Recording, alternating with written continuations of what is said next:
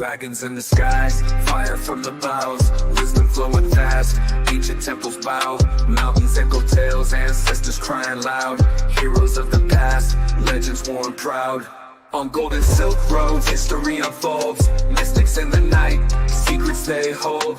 Great walls shadow long, warriors in rows, in the courtyard's light, a lotus flower grows. Orchids in the wind, laughter from the light, truth within the sand, sin is bathed in might.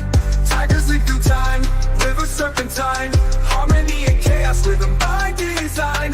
Phoenix rise anew, feathers burning blue, forest whisper soft, mind open and true. Scrolls of hidden art, sages they confide, speaking of the jade, time won't divide. Battles lost and won, emperors do reign, people marching on, dreams still remain. Peasant to the king, stories intertwined, every single soul walking a fine line. Orchids in the wind, laughter from the light, truth within the sand, sin is bathed in might. Tigers leap through time, rivers serpentine, harmony and chaos rhythm by design.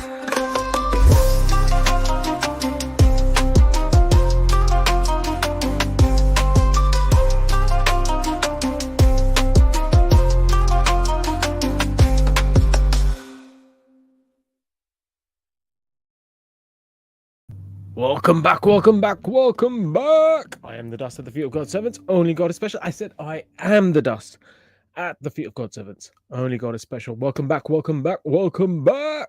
It is a Monday. Hope your Monday's going good. Hopefully you've started off the week right with a positive mind, with good vibes, with lots of love. I had a wicked day. I was driving around everywhere and such a nice day. Such a nice day. It started off so grey and miserable, but the sun came out and it's beautiful. Absolutely stunning. Hopefully you guys got to enjoy the sun wherever you are, whatever you're doing. Let's get crack-a-lacking.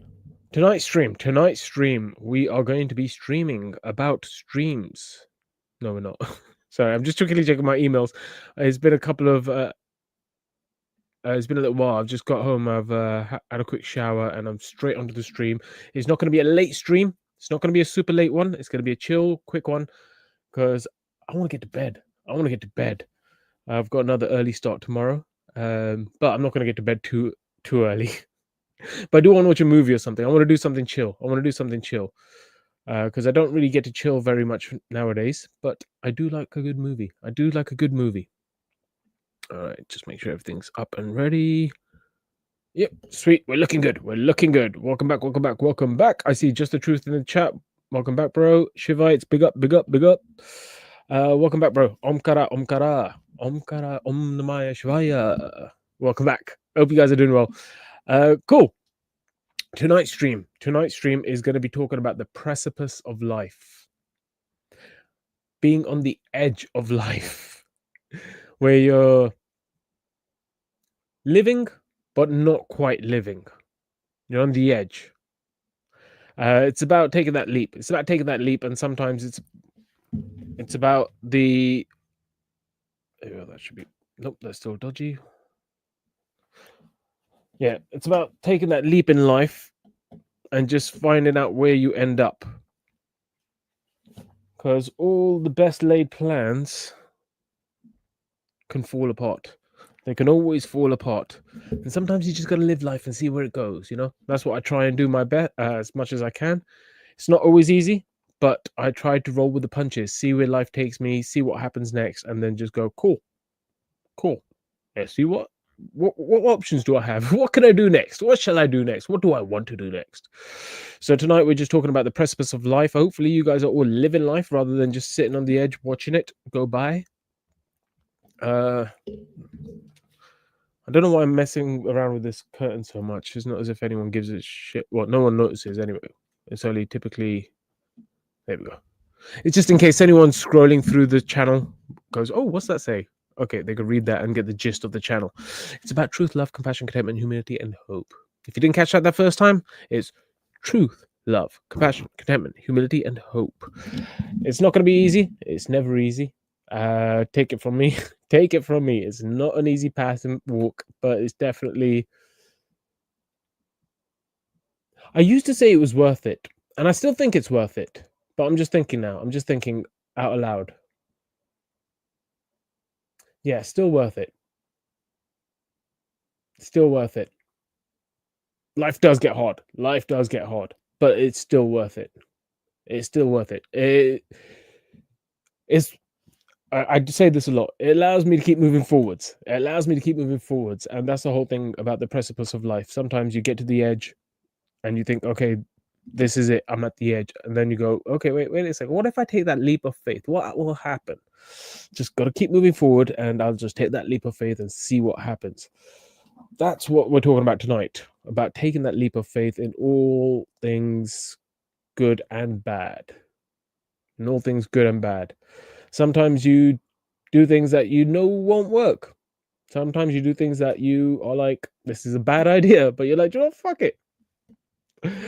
It is what it is. It is what it is. You got to learn from life, and sometimes you got to live life in order to learn. That's where you get the most valuable lessons. You know, where you could actually say you experienced the good and the bad and the ugly. The good, the bad. Oh, that's such a good song. I'm gonna have to. I'm gonna have to play a song now. It might get me in trouble, but I'll keep an eye on my stream. Hopefully, it doesn't get blocked. But ecstasy of gold.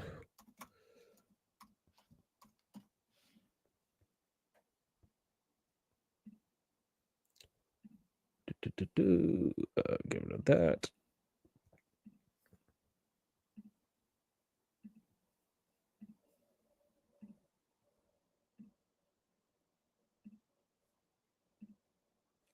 From the movie The Good, the Bad, and the Ugly. That's why it just came into my head. I was like, oh, yeah, that's a good shout. The Good, the Bad, and the Ugly. I hope you guys can hear it. I can't hear shit on my side.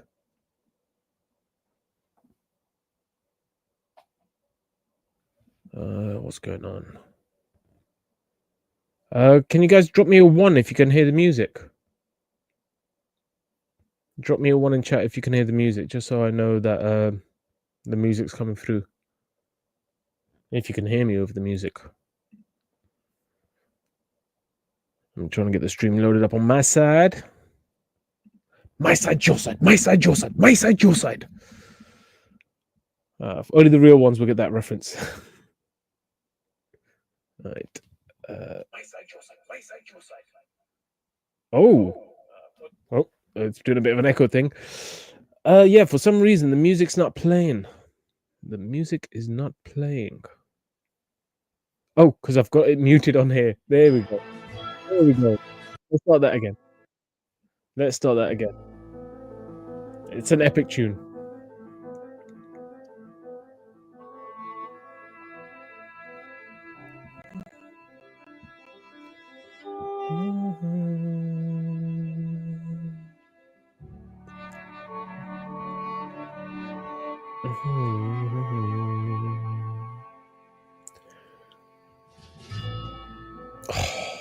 Love that intro. That intro's so good.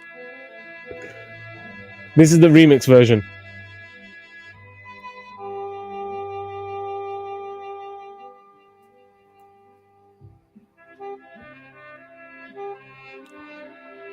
Ravioli says he likes this music. It gets better. It gets so good.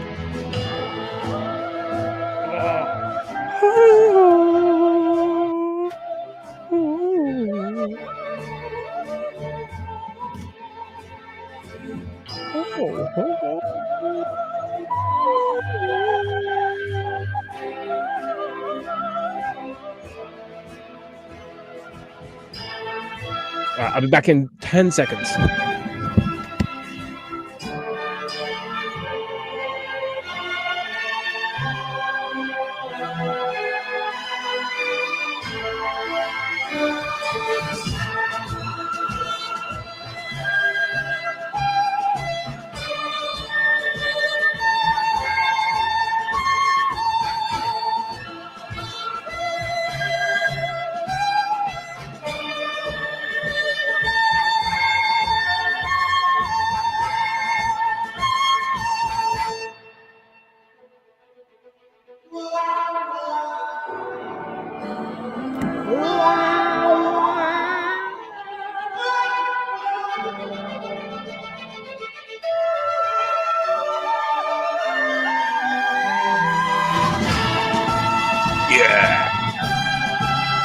How epic is this song?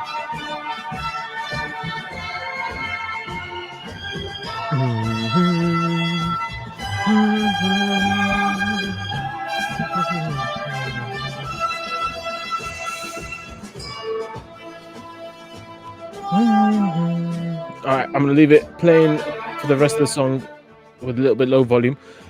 Oh my god, I love that movie. I've not seen it in years, but when I was a kid, we must have watched it like 20 times.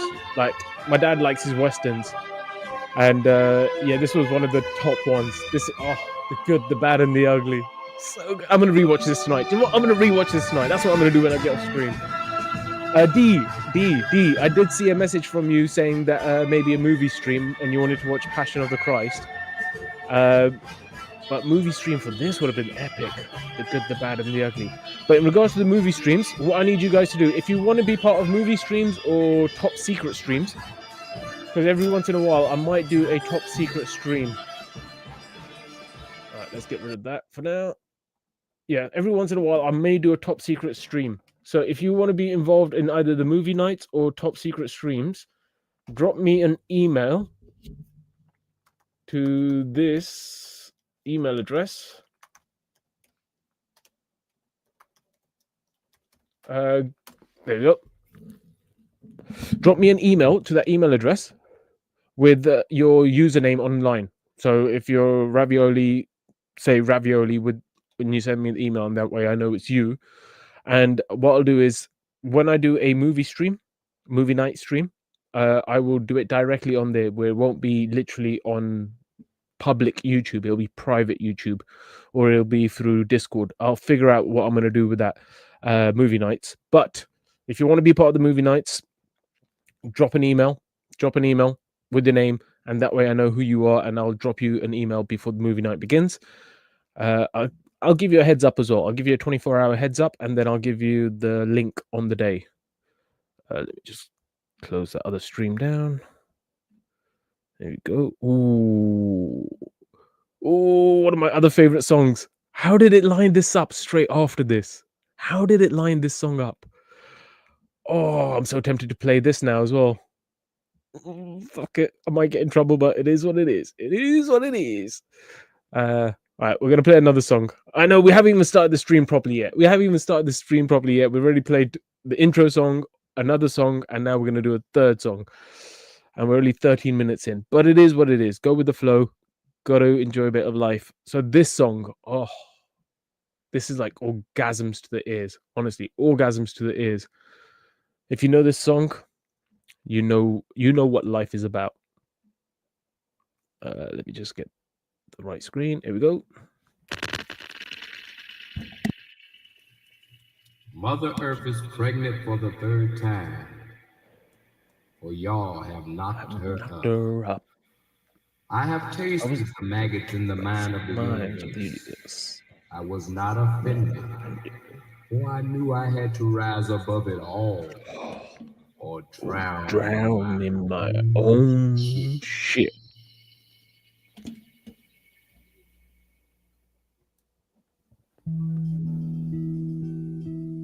Damn. Oh god, I love this song. This song is so good. Especially when back in the day when I would smoke and I'd just sit there listening to music. This was my go-to song, honestly. Oh, it's so good. Wait for the guitar. Wait for the guitar. It's so sick.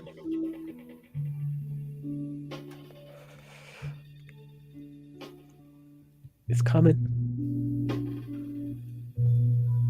Any second now.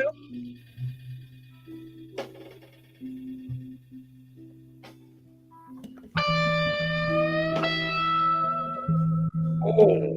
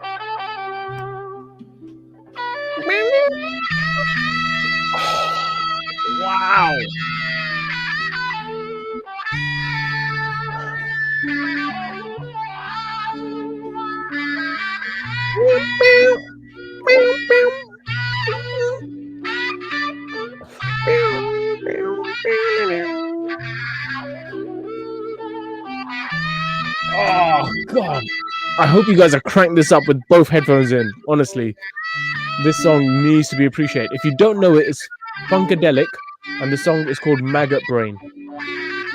Go listen to it in your own time. Honestly, as much as I'd like to continue playing the rest of the song, I think I should actually start off the stream properly now. But what I'll do is I'll play it in the background just for a bit. I'll play it in the background. Hopefully that's still audible. And we'll get the stream actually rolling. Let's get the stream actually rolling before I get distracted again. Oh, damn, the chat's been kicking. We got Ravioli in the house. We got D in the house. And I think that's it. Yep, just the truth. I already saw. Yep, that's the lot. That's the lot. And all the ninjas. All the ninjas out there watching. I know who you are. I know who you are. The ninjas.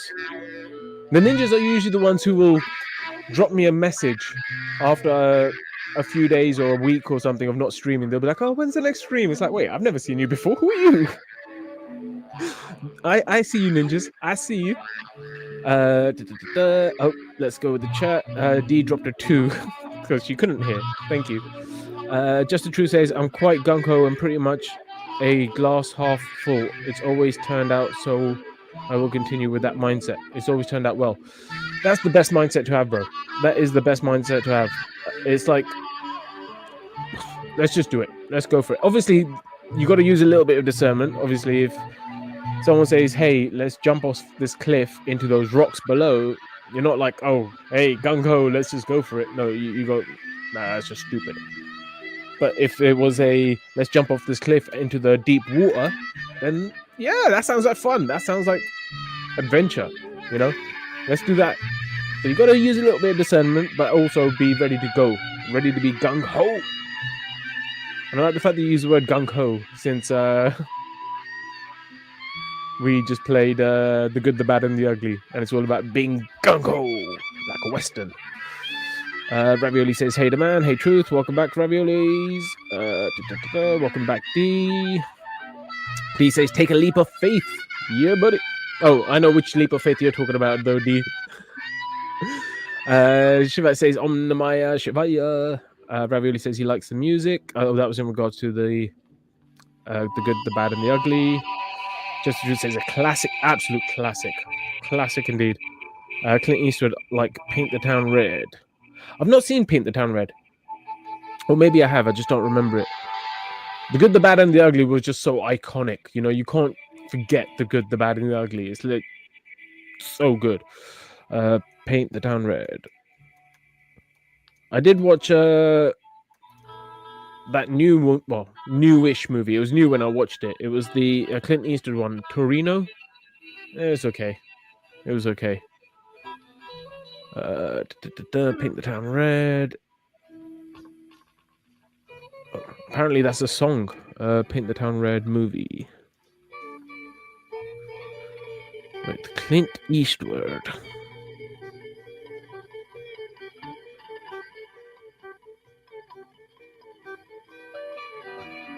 Okay.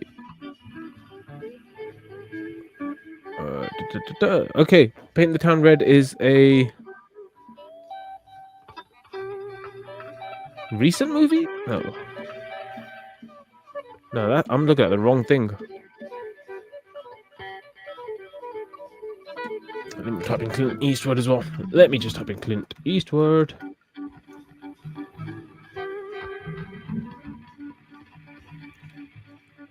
Oh, okay. So, D, you're likely referring to the 1973 Clint Eastwood film High Plains Drifter. That's what the movie's called, not Paint the Town Red. But he orders the residents to paint the town red as part of his plan for vengeance. Vengeance! Okay, so D likes a bit of vengeance. D likes a little bit of vengeance. Okay. Cool. D says, Diddy, you're going to get a strike. Then strike me! Strike me!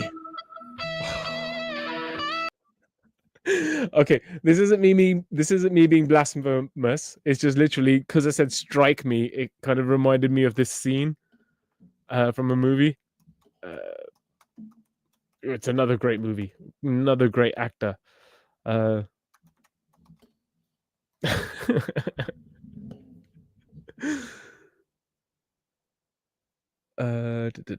we go.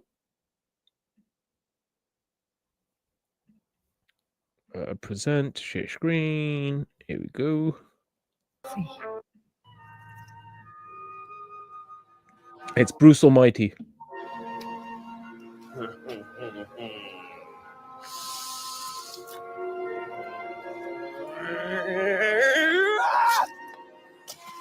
Fine! The gloves are off, pal! Come on, let me see a little rat. Smite me! Oh, mighty! Smiter! You're the one who should be fired! The only one around here not doing his job is you! Answer me!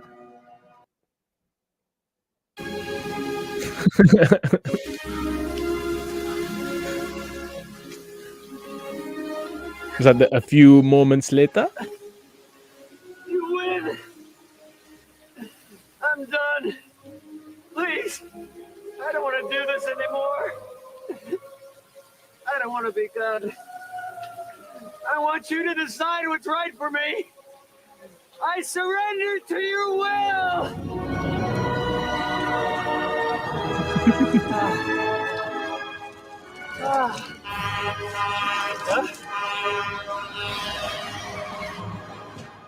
Oh, I love it. Love Bruce Almighty. It's a great movie. Great movie. Anyways, that was literally the reference I got because you're going to get a strike. I'm like, strike me, almighty strikers. Do what you got to do. Do what you got to do. Shivat says spaghetti westerns were awesome back in the day. Yes, they were. D went wah wah, as in for the music, which was wah wah wah. Anyway, Ravili says I like Tuco in this film. Ooh, you like Tuco? Let me just remind myself of who Tuco was. Tuco.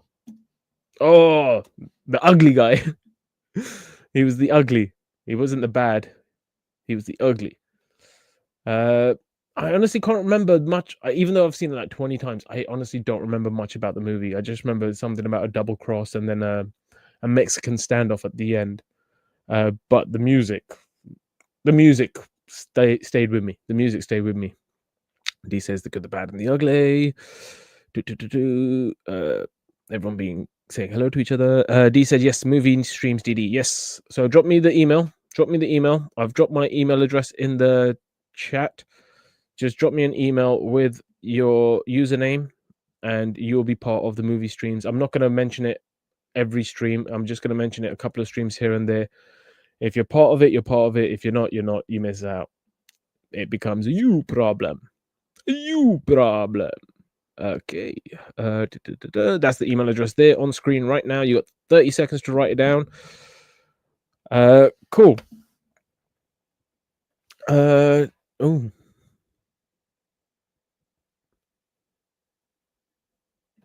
D says, what is the top secret lamb chop? Oh, you'd have to be there to find out. It's only for those that knows. Only those that know. Only those that know. I should stop doing that. Ravili says, I used to smoke a pipe. Wow, okay.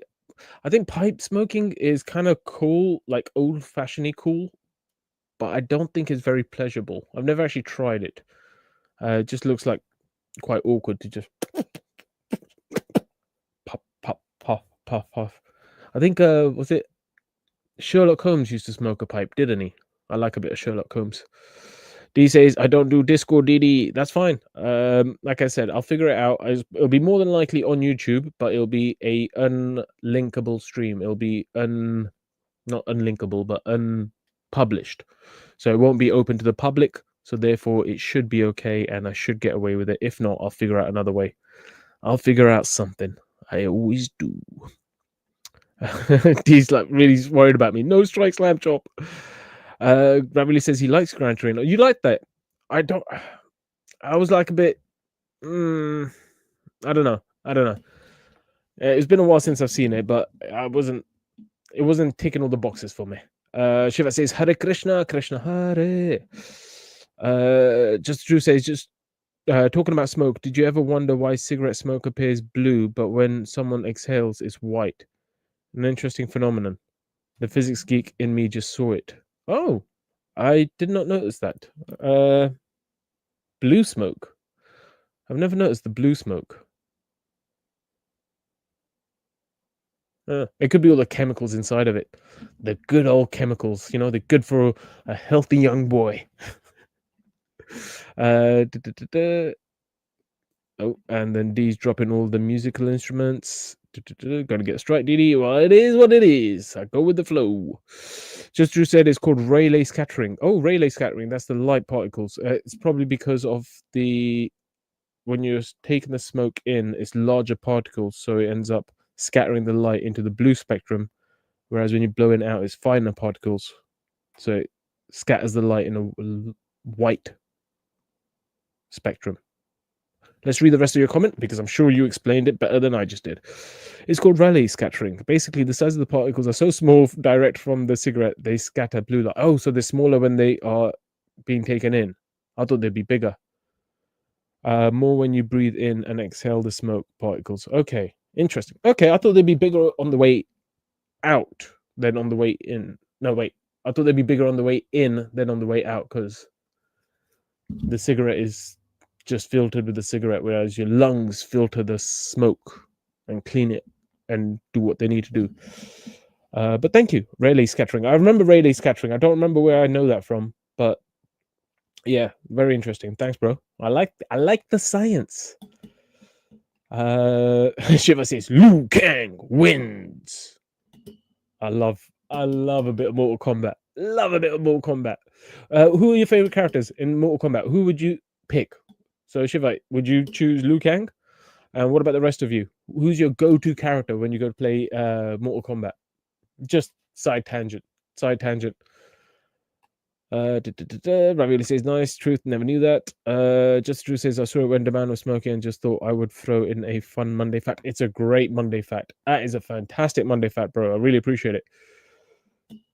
D says, yes, DD, I call it Paint Town Red, but High Plane Drifter. Oh, and you dropped a link for it as well.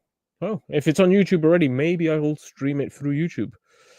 D says, you got to get a headache. Keep tapping your nose. Need to stop doing that, DD. It's fine. It's fine. I've already had one nose job. Okay, I've already had one nose job. I could have another. It's fine. It is what it is. I was gonna say, because typically what I do is my joke at work is whenever I smash my hand, because I'm doing a lot of heavy lifting. I'm lifting scaffolding, ladders, machines, all sorts. I'm moving stuff around all day long, and sometimes someone's helping me. And when they're helping me, I'll end up smashing my hand. So, like, I've got a little scab there you can see on my finger. I'll kind of smash my hand in something. And my joke is typically, don't worry, guys, I've got another hand.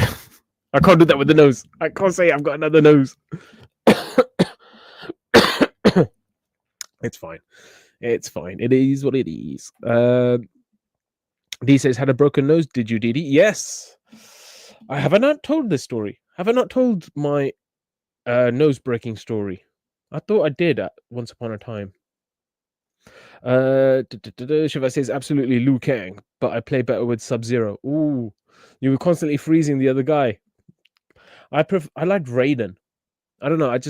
I'd like Liu Kang as well with the bicycle kick, but I liked a bit of Raiden. Raiden was cool. Especially when he did that spin move where he fly towards you. That's the actual sound effect of the game. I'm such a big kid. I always have to do the sound effects. D says not that I heard. Okay, so you haven't heard my ice skating story. I guess we're talking about ice skating story, which kind of talks about the precipice of life. It kind of hints at the precipice of life. The way he plans things out is just beautiful. Honestly, it's absolutely stunning. It's stunning the way God plans these things, because I wasn't planning on telling this story, but it does kind of match up perfectly with the whole theme of the show today's show. On tonight's episode of Dragon Ball Z. I mean, tonight's episode of Demands Golden Dragon. So once upon a time, I was a kid. Not that young of a kid, but I was a kid. No, actually, no. Let's start the story way back. Let's start it really way back. So I was a kid. I must have been about 7 or 8, and I went to Canada to see my cousins and for a wedding or something. I can't remember exactly why we went there, but we were there, and we did a few different things. But one of the things that we did while we were over there was a bit of ice skating, because if you know anything about Canada, is that they love their ice hockey. So my cousins, being Canadians, were like, "Hey," because they say "A" as well. They say "A" after everything. Like, "Hey, how you doing, A? We're about to go to the ice skating rink, A." And I'm like, "Oh, cool, let's go. Like, that'll be fun." So I did a little bit of ice skating there, and I didn't do much ice skating. I did the bare minimum. I kind of moved my feet a little bit, and I stayed in one particular circle. I was 7 or 8. I was a kid. 6, 7. I was a kid. And then fast forward about 7 years. I'm now 16, 15, 16. No, I was 17 or 18. At this point, I was 17 or 18. Yeah, age doesn't matter. The age doesn't matter. I was basically a little bit older. I was a little bit older, and one of my friends decided that he wanted to do his birthday thing, and he wanted to go to ice skating.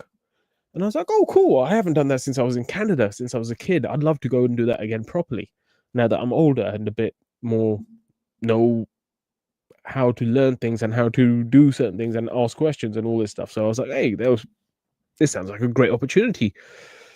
So I just mentioned to my parents, I was like, "Hey, see you guys later. I'm out for the evening." And they're like, "Oh, where you going?" And I was like, "Oh, ice skating." And they're like, "Oh, no, no, no, no, no, no." I was like, "What? What do you mean no? What do you mean no? You can't just say no." I said, "I'm going ice skating. There is no question there. It's me telling you what's going on. I'm just giving you a heads up. I'm going ice skating. I'll be back later." And they're like, "No, no, no, no, no." And I was like, "What do you mean no?" And they're like, "Oh, no, it's dangerous." I was like, "Seriously, it's ice skating. How dangerous is it?"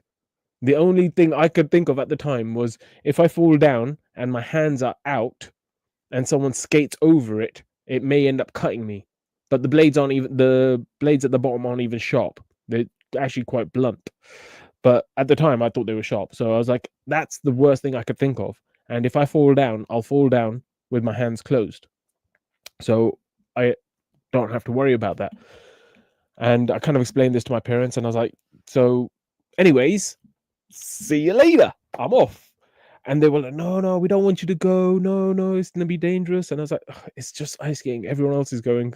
I've been ice skating before as a kid. I didn't hurt myself. It'll be fine. Just calm down, relax, do your thing." And they reluctantly just went, "Okay, fine, whatever," and let me go. Not that they could stop me. Not that they could stop me. But you know what I mean. They stopped whinging about it, and they were like, "Cool, okay, it is what it is. He's going ice skating." So I went ice skating. And like I said, this is the first official time I'm actually going ice skating as an adult, young adult. Last time I went was as a little kid, and I had other people around who kind of knew what they were doing. My first time going as a young adult, most of the people there didn't know how to ice skate. So I was like, "Cool, let's just go with the flow. Let's just take that leap of faith, and let's just do a little bit of skating and see how it goes." And I was watching other people, and I noticed that there was a pattern that they did. The pattern was like this. It was almost like like in the Karate Kid, the wax on, wax off, wax on, wax off, wax on, wax off. It was kind of like that. You kind of do that kind of movement with your feet, where you kind of bring them out forward, and then you push diagonally, and you push diagonally, and you push diagonally. And I noticed this with the other people around me.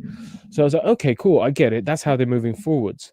They have to do this not slow, but this slight movement where it doesn't look like they're doing much, but what they're doing is they're using the side of the skate to push themselves forward. And I was like, "Cool. I think I could get used to this." And I started doing it a little bit. I was still holding onto the sides for dear life, but I was able. Well, I was holding onto the sides when I needed to. I'd move forward a little bit, then hold onto the side. I'll move forward a little bit because I knew how to move forward. I didn't know how to stand still, and my feet kept slipping underneath me. So I was like, "Okay, cool. I figured out how to move forward. Let's just keep moving with that, and hopefully, as I keep skating and as I keep moving and whatnot, it becomes more natural. Even though I don't know what the fuck I'm doing, I was just thinking maybe it'll become natural to me. Maybe I'll know what to do in that situation. So I carried on skating, and then I thought, ooh, I could probably go really fast on this skating. Let me see how fast I could go. And that was a dumb move. That was a dumb move because, like I said, I just barely learned how to move forwards. I couldn't stand still.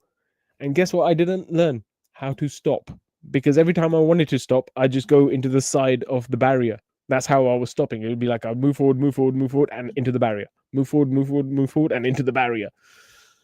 So my dumbass goes, do you know what? I'm going to go really, really fast. And I start picking up speed. I'm picking up speed. I'm like, oh, yeah, I'm getting the hang of this. I'm getting the hang of this. Okay, this feels good. This is awesome. Shit, I don't know how to stop. I don't know how to stop. I don't know how to stop. And I was getting pretty fast. And the barrier was coming. The barrier was coming. And I was like, shit, I'm going to smash into that barrier and probably go over the top or something. So I was like, all right, I need to slow down or stop or something. And I ended up leaning forwards, thinking that if I lean forwards, it would kind of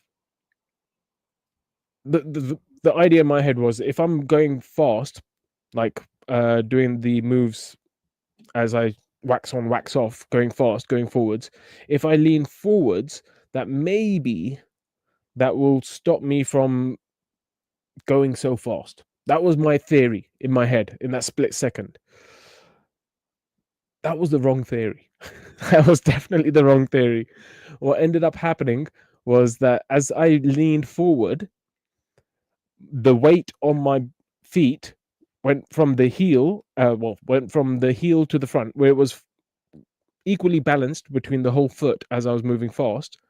Now that I was leaning forwards, my weight distribution went to the front end of my feet. As soon as the weight distribution went to the front end of my feet, the skates just went straight up into the air. My feet just went flying into the air, and I headbutted the ice. I headbutted the ice so damn hard that everyone stopped and looked at me, and it was like, shit, you okay? And I'm like, fuck, that hurt. But I'm okay, guys. I'm okay. And as I get up and I'm saying, I'm okay, guys, I'm okay. It hurt, but I'm okay. I'm okay. I'm fine. I'm still alive. And I'm getting up. And I just see everyone's faces like, they're just like gobsmacked. They're like jaw dropped, everything. And they're just staring at me. I'm like, what, guys? What are you staring at? My nose was just dripping with blood. And I have a scar on the eyebrow where it's missing a little bit of hair right there.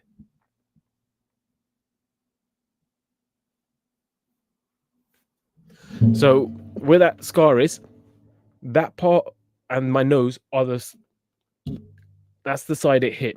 That's the side that it hit. Like the ice was at fault. No, I hit the ice. I headbutted the ice with this side of my face.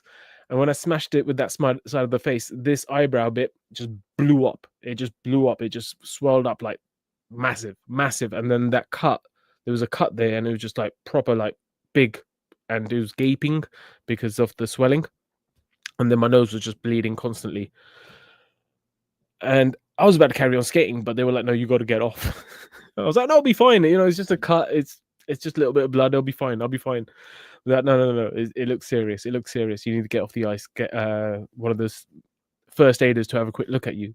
So I went over, sat down with the first aider. They had a quick look at me, and they went, yeah, it looks like you've broken your nose, and you probably need stitches in your eyebrow. So we're gonna call an ambulance for you. And I was like, no, please don't, please.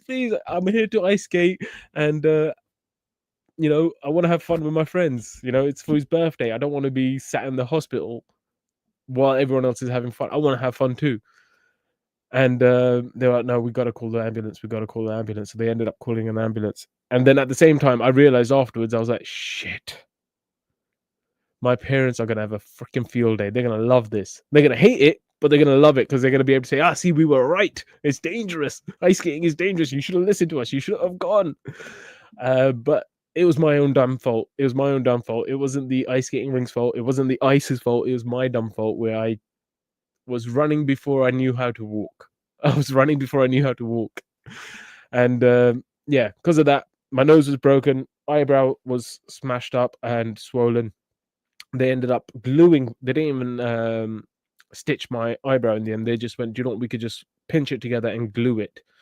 And then if it stays closed, then that should resolve the issue. If it does open up, you'll have to go to another hospital closer to you to get it stitched up." So I was like, cool. And then in regards to the nose, they went, "Do you know what? It's broken. There's nothing we could do with it at the moment. We got to wait until the swelling goes down, and then we can see what we can do in regards to making sure it's lined up properly and whatnot." I never went back to the hospital because it was very far away, and I was just like, it is what it is. I've broken my nose, and my nose was slightly out of place. It was slightly larger in the middle, so it had some deformities to it because of that issue. And then I already had a breathing issue with my nose. So a few years later, about 2-3 years later, I decided that, you know what, let me get my nose straightened out, and while I'm getting it straightened out and fixed to the way it should be, I could sort out my breathing problem as well. 2 birds, 1 stone. I was like, hey, why not? So I ended up getting a nose job where I was trying to fix the breathing problem, and they gave me a nice new nose. That's my profile. People seem to like my profile. I don't know why. It's just a nose. It's just a nose. But yes, I've had a nose job. That's the story. I smashed my face on the ice and broke my nose, and then ended up getting a nose job. All right. D says, no, let's hear the story. Nose broke from ice skating. Cool. Yeah, that's the story. So essentially, in relation to the precipice of life, I was given ample warnings not to go ice skating. I was warned that it's dangerous. I knew that I didn't know much, but I was like, fuck it. Fuck it. We only live once. You got to take that leap of faith and have some fun. You know, sometimes you got to have some fun, take that leap of faith and do what you got to do. And I did. And I paid the price for it too. But that's what I mean. Lessons are learned with these situations, you know. Now that if I do go ice skating or do something else, which is similar to ice skating, where it's like I tried to learn skating as well, like rollerblading. Now when I'm trying to learn rollerblading, I'm doing it much slower. I'm not trying to run before I can walk. I'm trying to make sure I master standing still, moving slowly, stopping. Once I've mastered that, then I'll get on to moving quicker. You know what I mean? Lessons learned in life. But you have to be beyond the precipice. You have to take that leap of faith and go, do you know what? It'll be what it'll be. Let's just go have some fun and see what happens. Let's see what happens. D says, once upon a time, Didi was a kid, 7 or 8, went to Canada. Well, Didi there went ice skating. Let's go! Didi moved his feet, could not skate them, then turn around, 17 or 18. Age does not matter. Birthday party came, and ice skating opportunity for Didi.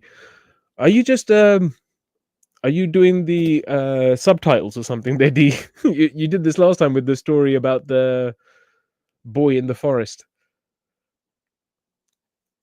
Shivat says, it's the temperature and pressure meditation that changes cigarette smoke, i.e. blue light from the tobacco, but changes after being in the lungs from different pressure and temperature of the body and lungs. Interesting. Temperature pressure mediation that changes cigarette smoke, i.e. blue light from the tobacco, but changes after being in the lungs. Okay, cool.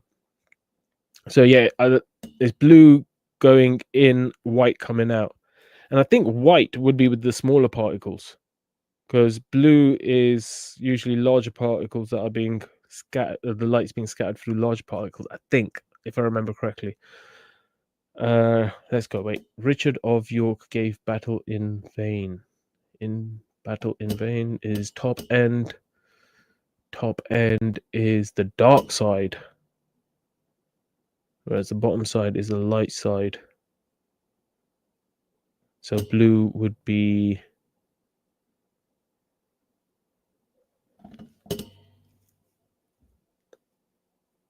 I think that would mean that blue is the larger particles. Yeah, blue would be the larger particles.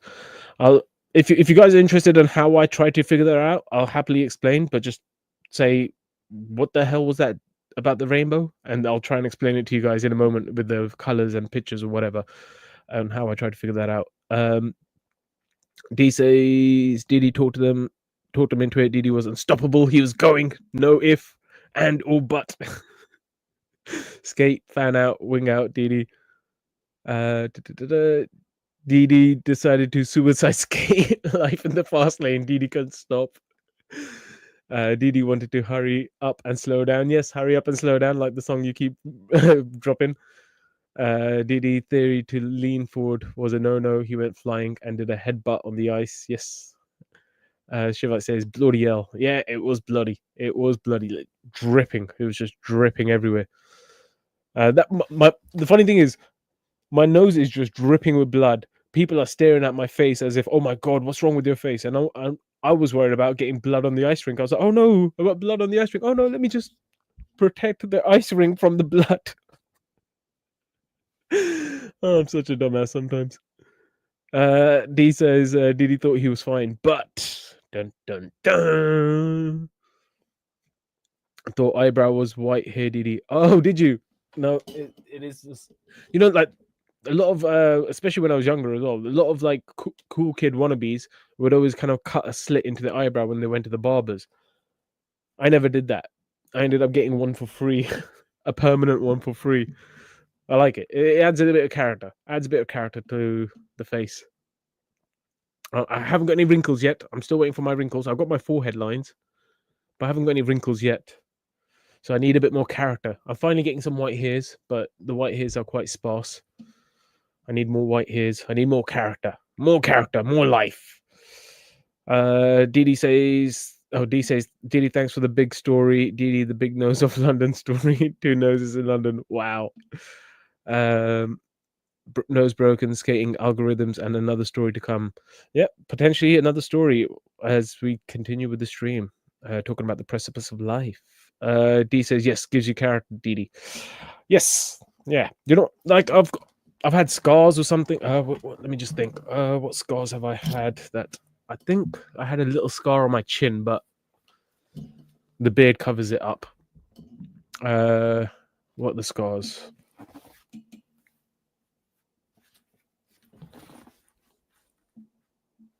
Most of the scars are faded. They've kind of disappeared now. I think there's a scar on this side. I couldn't remember which side it was.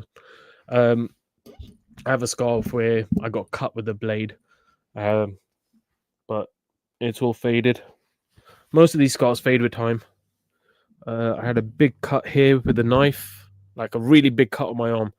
It was oh no, it's still here. This scar's still here. I don't know how visible it will be.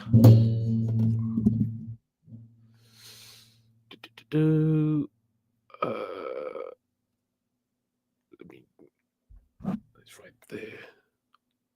Okay, yeah, you can see the slight discoloration just there. Oh, right there. It's pretty thick. There. That might make it a little bit easier to see. Yeah, I got cut with a knife, and I could see like the white muscle inside, and the white muscle just had like little dots of blood just start coming out of it, and I was like, "Oh, freaky, but cool." But that healed up quite nicely. But the scar's still there. I like scars. Scars are cool. You know, they tell stories. They tell stories, and they add character. They add character too. So it doesn't mean come at me with a knife to cut my face. Although if you do that, make sure it's a big scar, like right down here, from top to bottom, like one of those. I want to say like Scar from Lion King, but I don't want to be Scar. But kind of like that kind of scar. That would be a cool scar. Bam. But I'm not asking for it. That's only if it happens naturally. D says, Didi, no scars in heaven. Oh, that's boring. D says, knife cut.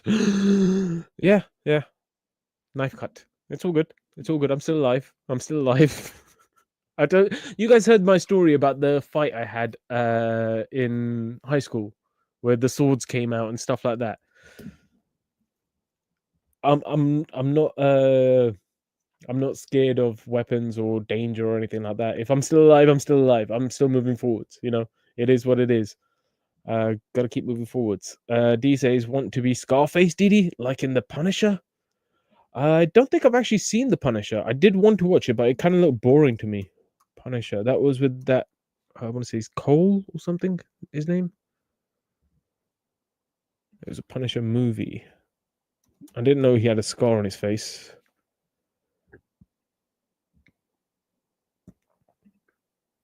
No, Punisher. No, he doesn't have a scar on his face. John Burtnell. That's who I'm thinking about. Yeah, I don't think he has a scar. But yeah, no, I don't want to be Scarface. I just think scars are cool. You know, they tell stories. They tell stories, and it shows life has been lived a little bit. Shivas is laughing. Lol. D says swords and DD high school. Yeah. You know, life is a dangerous place. I learned that very young. I learned that very, very young. Hence why I'm just not afraid. I'm just like, you know what? If I'm still alive, that's a win. You know, it's a win. I'm still alive. So what have I got to complain about? What have I got to complain about? D says, no, in Punisher, another man fell in glass and became Scarface. Shiva says, do you know who Guru Nidar Singh Nihang is? I don't actually. Let's see if I could copy paste the name and we could have a quick look at it together. Hopefully it's a cool story. I know Nihang are typically like Sikh warriors. But the fact that he's a guru is kind of disconcerting because there's only 10 gurus and I don't remember this guy's name as part of the 10 gurus. There we go. There we go. Paste. Okay, yes, I remember him. I think he's the one who created the Sikh martial arts, Shastra Vidya. I think it's called Shastra. Shastra meaning sword, Vidya meaning fighting, I think. Shastra Vidya. Yes, I did actually try to go to some of this guy's lessons because he was teaching in a school near me, actually, back in the day. But I didn't go. I was not allowed. It's funny what my parents allow and don't allow. And this is, let me share the screen actually so you guys can see what we are talking about. All right, so this guy, Nidar Singh Nihang, he's like a Sikh warrior who created a fighting style called Shastra Vidya, which is kind of like it's almost kind of like Krav Maga. It's kind of like Krav Maga where it's a bit more brutal. It's a bit more straight to the kill rather than, because I don't know if you guys have ever seen it. Is so cool. I don't know why I'm doing these tangents, but it is what it is. I like a few tangents in life. Got to go with the flow. Take the leap of faith. Gatka. Alrighty. So typically with Sikhs, they carry swords. They carry swords. I've said this on previous streams. The Sikh motto is food and protection. Feed people and protect people. That's the kind of motto of the Sikhs. So here we go. This is one of the fighting styles. It's called Gatka.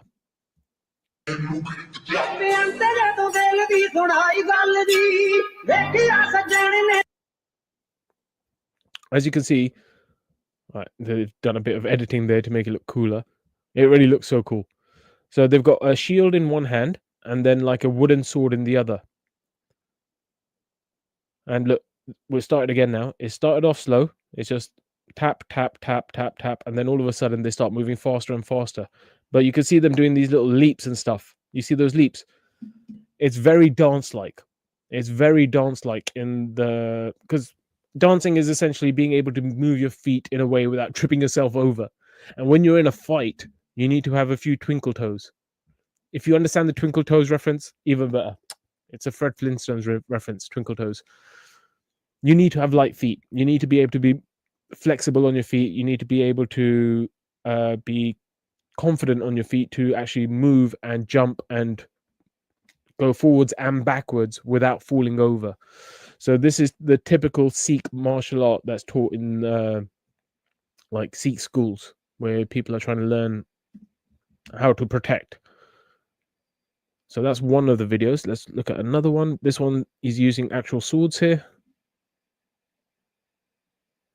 He's got two swords in his hand.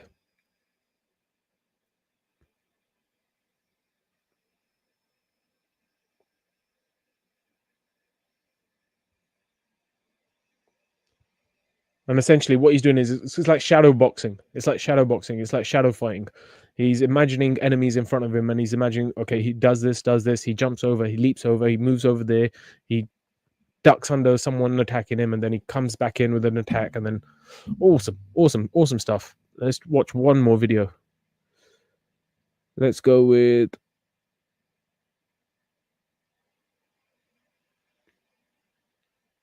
Here we go. This one's more dance-like. This is more like the practicing.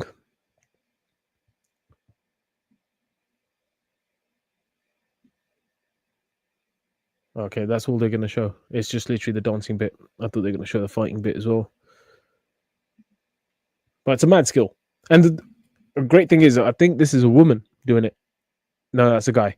But the thing about Sikhism is it's very equal, where it's doesn't matter whether you're male or female, you're allowed to learn this because it's a form of self-protection. It's about protecting yourself and others. So it's not just a man thing. It's a man and woman thing. Either one can learn how to do this stuff, which is really cool. But yeah, this is the standard Sikh fighting. The other one is what's it called? It's called Shastra Vidya.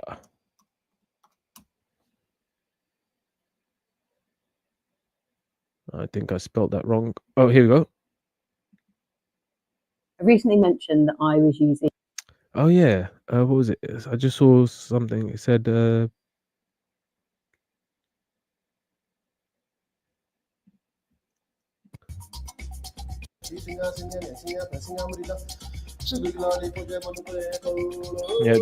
this is more close combat fighting. Give him better energy, see which way he's going, how he's responding to it. He's pushing it out. Now, as he pushes it out, let me show you what this. I'm here. He pushes it out. There. But watch. He's done that. But look at my thumb. I'm controlling this. I'm controlling, not with my grip. If I grip, I'll tighten up here. My thumb's there. Now watch. I'll bring this in and take that out. And this here is mine as well. Read energy. Tran, bal, and think in terms of akarshan, and think in terms of gati. So compressive energy and kinetic energy. It's all about the flow of energy. It's all about the flow of energy, the chi, and channeling it into a different direction. And then it's a question of which one is going where. Like what he wants to cut there, I'll move with it. He wants to strike there, I'll move with it. I'm still controlling that blade. I'm not grabbing it, I'm manipulating it. I'm using the braces with the hilt and the flat to take it off. So back again, it doesn't matter if it takes you slowly, go. Like this here, I'm putting the handle over the shield, so I'm pulling it there. There, this is then, it's taken here. Now I can chop his, that's it, armpit where it's vulnerable. You see what I mean? It's very, very brutal, this one. This one's literally about taking the other guy out, whereas the one that we just saw a second ago, Gatkar, that's more about the dance aspect, the balance, the being light on your feet, and being able to be a ninja. Whereas this is more about assassin, which is also a ninja, but more about straight up finishing the person off. Finish him, as they would say in Mortal Kombat. But yes, I do remember that. Shivites. Good reference. How do you know about Nidar Singh? Have you gone to any of his lessons? Or do you just know people who know him? Jeffrey said, sounds like the offspring of the fallen angels. What sounds like the offspring of the fallen angels? Jeffrey says there's only one guru that resurrected after a horrific death.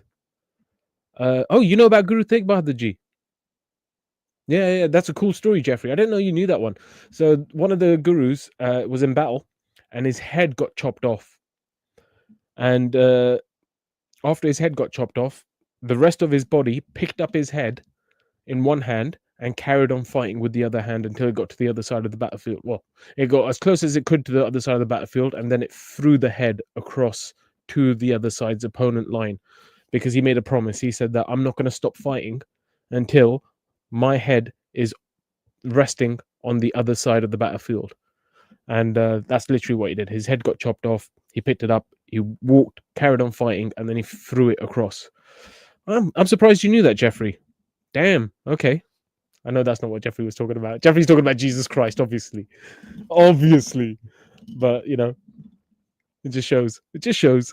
D's dropped the praising frequencies link. Thank you, D. Yep. Go subscribe to that channel, guys. If I am not here, if anything happens to this channel, that's where you'll find me. That's where you'll find me.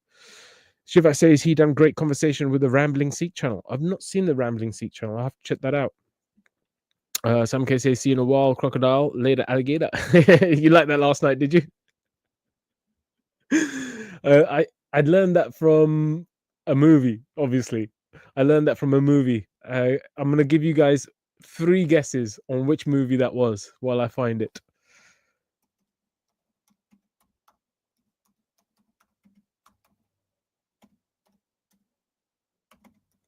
You got 3 guesses to figure out which movie I'm going to reference.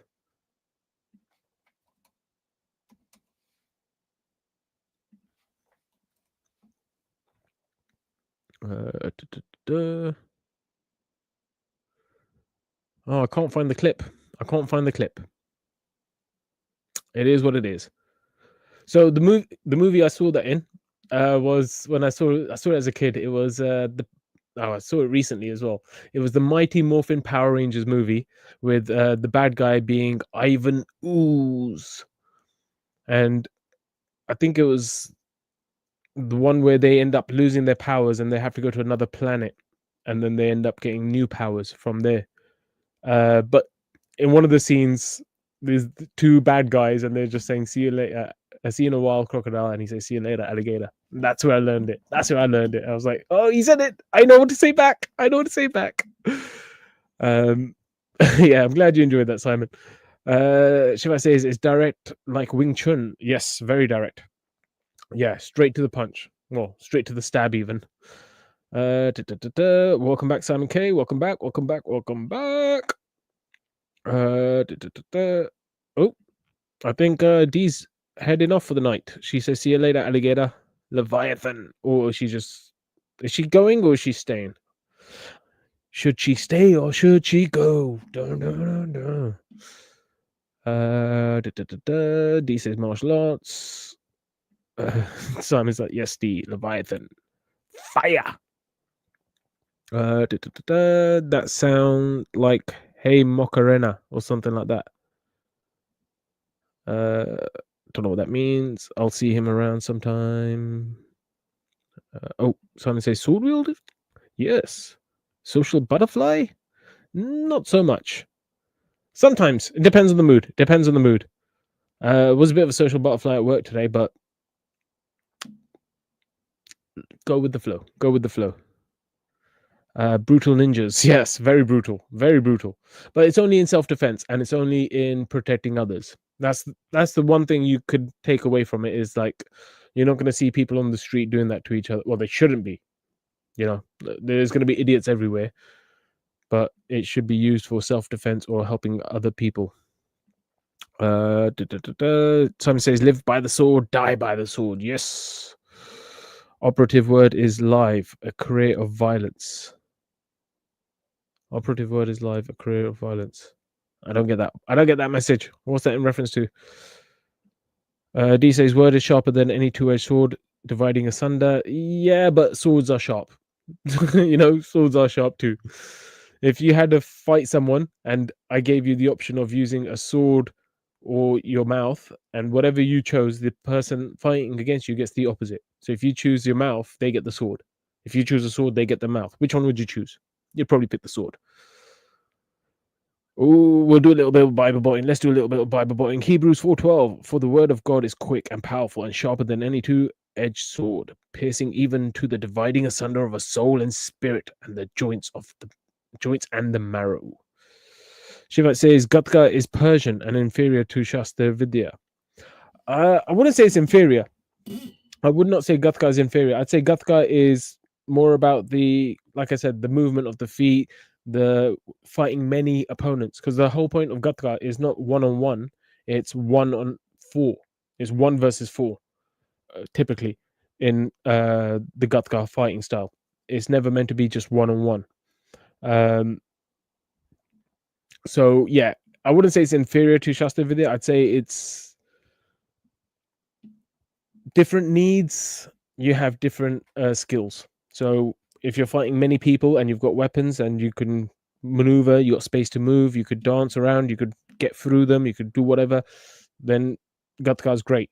But let's say that now you're in a tight packed space, you're having to fight him one-on-one, you ain't got much space to move, or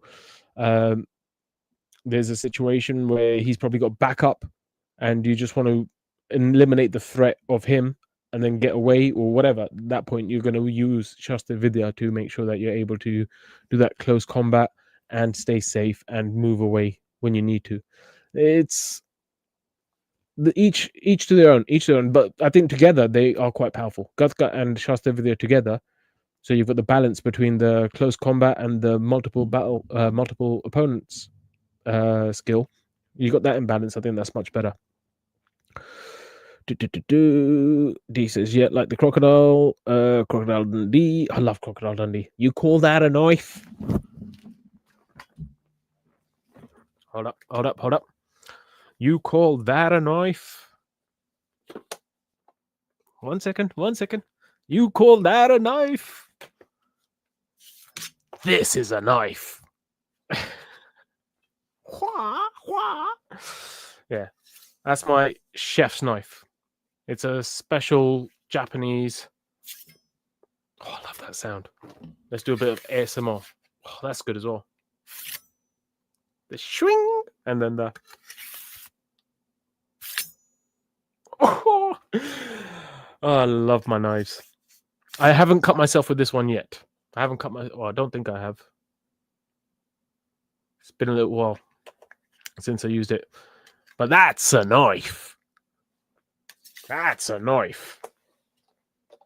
Let me just put this away. I just got carried away with the Crocodile Dundee reference. That's a great movie, honestly.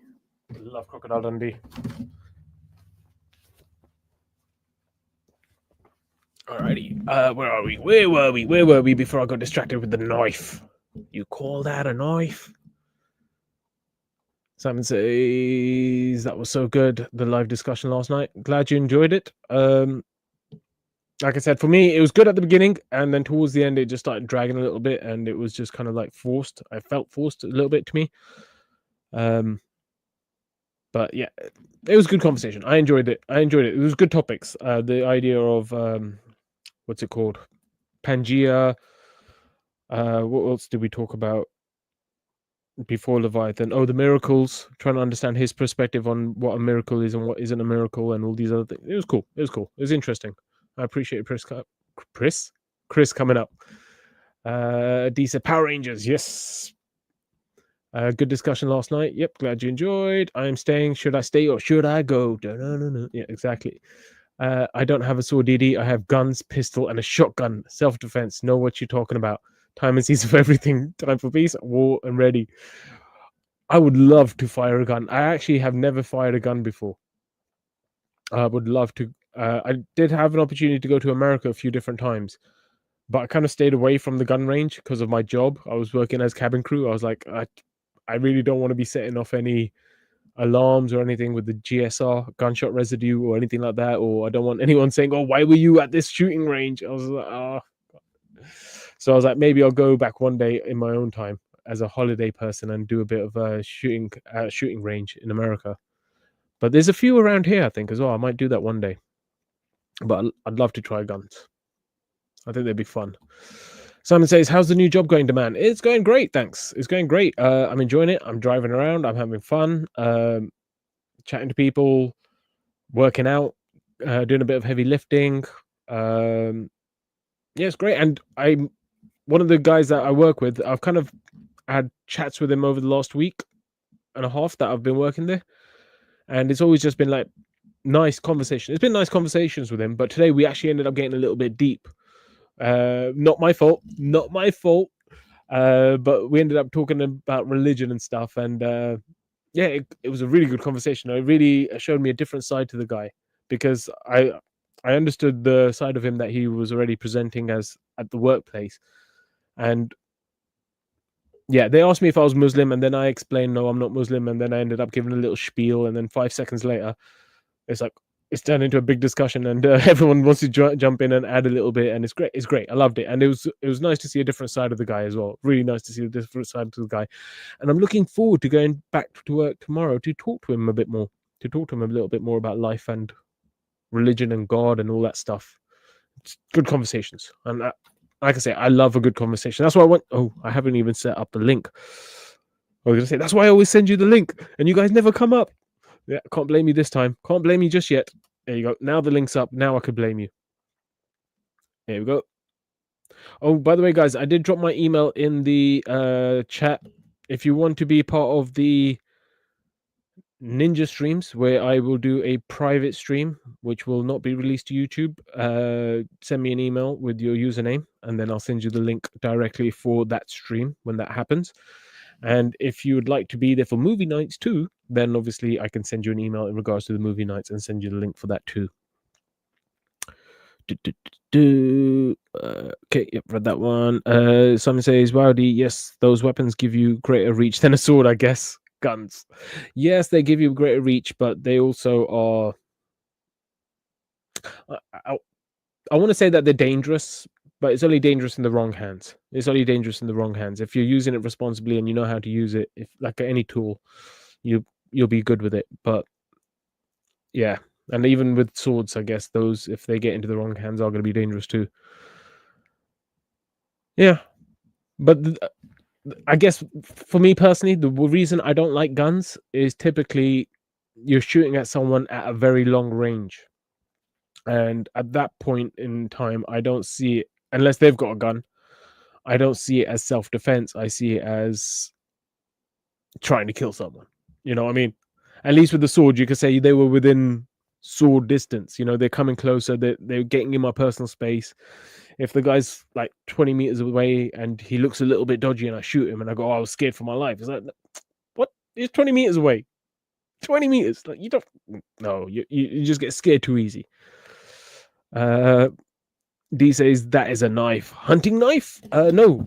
It's not a hunting knife. It's a chef's knife. It's a chef's knife. It's for when I go camping. Because I've got a knife I use, which is... It's in my camping bag at the moment, which is in the corner of the room. It's too much effort to go get it right now. But I've got a camping knife that I use to carve, to chop wood, to do all sorts of bits and pieces with. But then when you want to maybe cook something, cut some fish up or whatever, if you're going fishing and you want to cut up some fish, you need a nice clean knife. You need a clean knife where you're like, I don't have to worry about constantly washing it from the wood that I'm chopping or whatever, because sometimes it ends up in the ground. Not that I'm worried about germs or anything, but it's also about the blade. Oh, I love that sound. Anyway, yeah, it's about protecting the blade as well, the blade's edge. So if... Ooh, I just cut myself. If I am protecting this blade's edge, then I know that it's always sharp and it's always ready to cut whatever I need to in regards to food. Whereas the other one, the one that I use for chopping wood, for carving, for all sorts of other bits and bobs that you need to do around a campsite, that kind of dulls its edge a little bit and I have to constantly sharpen it. Whereas this is a single piece, a single beautiful piece, all the way to the end. So it's a solid... Because the thing is, with... I don't know if you guys know much about knife construction, but knife constructions usually have a tang. It's called a tang, where it's a little piece of metal in the hilt, and then the handle goes around there. So it's usually one giant piece. But there's some cheap knives you could get where they are connected at this point. They're connected here, or they're connected just there to just a wooden handle. And then when that wooden handle breaks, then you're just left with this metal piece from here. Whereas if you've got the full tang, if you've got a full tang going all the way through the knife to the back, even if this handle breaks, you've still got a handle. You've still got something to hold on to and use the knife if you need to. Anyway, before I cut myself anymore, let's put this bad boy away. That's an 8-inch chef's knife. It's an 8-inch chef's knife. Just in case you're wondering how big it is. The knife. Just in case any of you got a dirty mind. All right, let's go with the next message. D says, yes, Simon, have a license to carry. Ooh. Do you have a conceal license or a carry license? Shiva says, Kali Ma, Shakti De. Kali Ma. That's such a good movie. I love Temple of Doom. I love Indiana Jones. Indiana Jones is so great. D says, yes, gun is powerful. Someone says, that's amazing, D. I can't imagine a gun toting Yosemite Sam like D. Oh, I love Yosemite. That's good reference. Good reference. D, are you quick on the draw? Draw. Jen, welcome back, welcome back, welcome back. D says she's a pretty good shot. Okay, definitely not gonna go hang out with D then. Definitely not gonna go hang around with D. With all the knuckle sandwiches with extra cheese she owes me, she'll probably just go here. Bam. Done. Dealt with. Jen says, is streaming movies on private streams okay? It might be. It might not be. We'll figure it out. We'll see what happens. Jen says, where's the email? Can't see it in the chat. Oh, I'll drop the email again. And we have a guest. We have a guest, ladies and gentlemen. Bear with me just a mo. Gmail.com.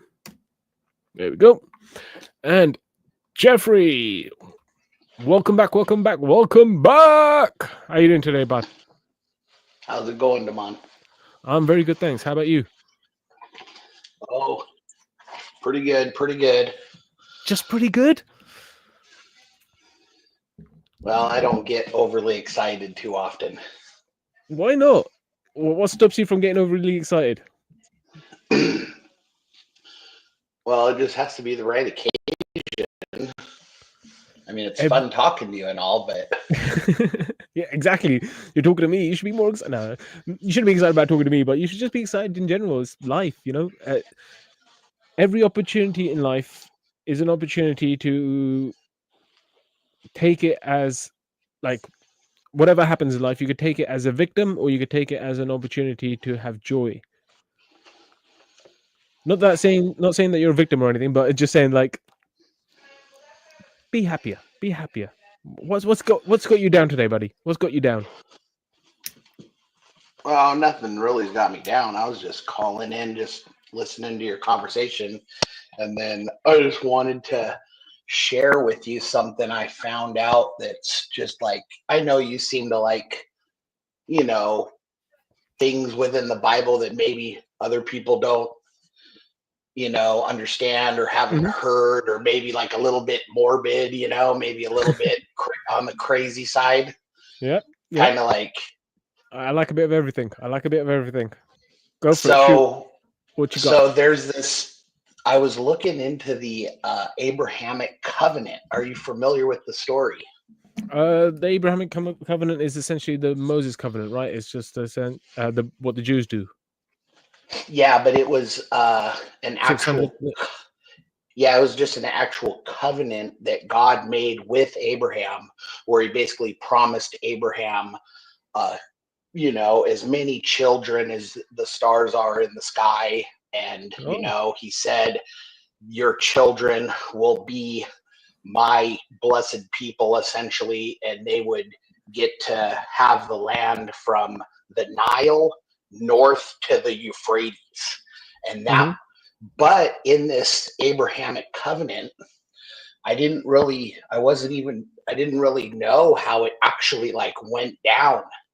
And in Genesis 15, it talks about the actual covenant, and it's just like one of the craziest stories I've ever heard in my life. It's crazier than the flood, because the flood was the covenant of Noah, because he had to cleanse the planet. And then Noah, he didn't do a covenant with God, but God made a promise to him that he'd never flood the world again. And then he got the rainbow came out to seal that covenant. But then the rainbow came out. Yeah, in that story. Yeah, that's Okay, where the cool. rainbow, that's why the rainbow is so powerful in my religion. And then we have, demonic forces trying to commandeer it and make it mean other things. But the true meaning of the rainbow was the promise that God would never flood the earth again. And he made that promise to Noah. Okay. So, mhm. so I'm back to the Abrahamic covenant. Yeah, please. And so you already know that I kind of have this way of looking at things where I feel that there's like a heavy femininity part of the Godhead, but my own religion doesn't recognize it. And no religions, to my understanding, no religions really understand it. They might, don't get me wrong, there's plenty of goddesses in lots of, pagan religions, but and there is a creator goddess in a lot of religions too, because back in the earliest religions, they were all basically like fertile, like they're basically like a religion of giving birth, like, I guess, I don't know how to explain it. It's like, there was a word I heard once. It's just basically means there's a man and a woman, and the religion's all about just procreation, because back then, so long ago, children didn't survive very often, Yeah. So they needed to replace the workforce. Yeah, but even before the workforce, when we were just like in little teeny tribes, we just wanted our children to survive, not because we needed to, I mean, I understand. Yeah, because they would be the progenitors of the future generations. It's like you'd want them to be alive, to grow up, to be productive members of the society, whether it's a tribe or if it's a city. It's like, are you being productive? Are you creating something? Are you doing something? And then are you able to then procreate and continue the lineage? I think it's always been a bit of an ego thing with the lineages as well. Yeah, no, that's definitely how it goes. And sorry, Jeffrey, can you give me 1 second, buddy? Give me 1 second, buddy. I'll be right back.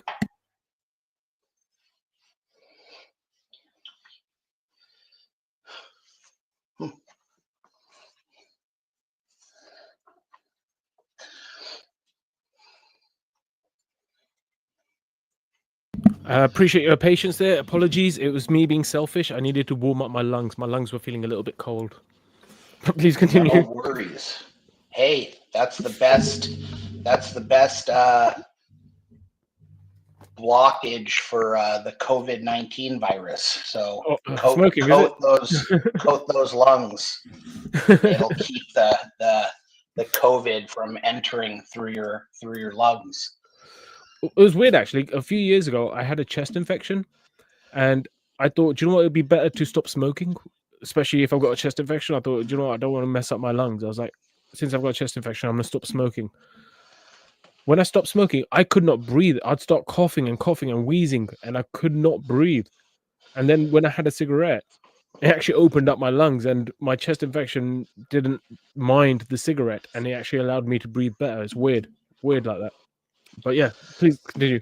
You were saying about it's definitely weird how the body works, Yeah. And you got to go through the pain before you get to reap the benefits, the rewards of actually quitting.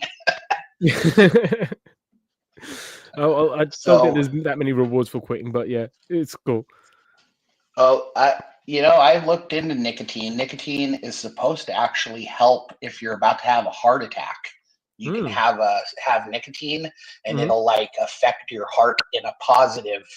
Now whether smoking would be the best delivery system, I don't know. Because you got if you're having a heart attack, you've got other problems, so it doesn't really matter that much. Yeah, for sure.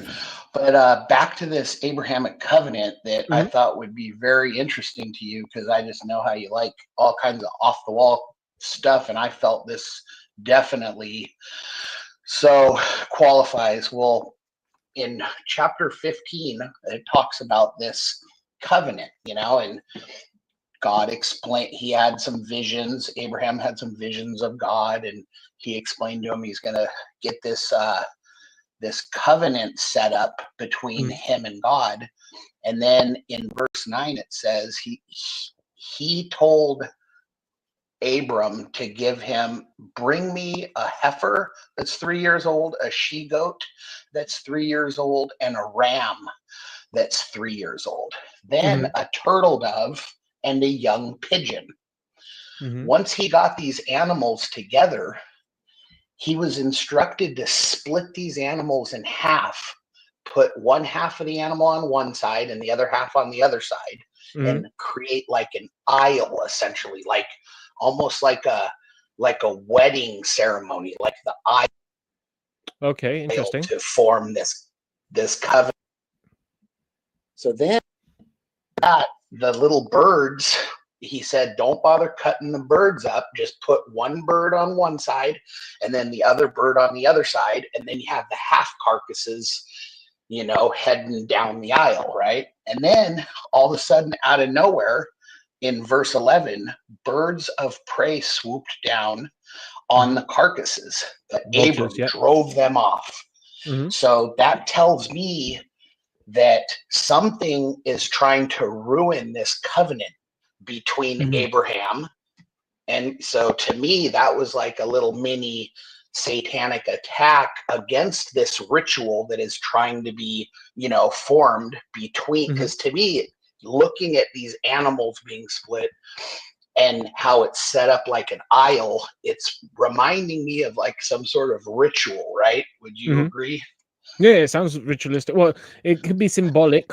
It could be symbolic to say that there's sacrifices you got to make. So the goat part of you would be, I don't know, the horny side. You know what I mean? It would be ritualistic. I hear you. Symbolic's one thing, but he was actually instructed to get these animals together. So now there is symbolism possibly within the animals he chose, but this is a bloodbath going on here. You're talking about splitting a heifer. That's a cow. A ram and a she goat.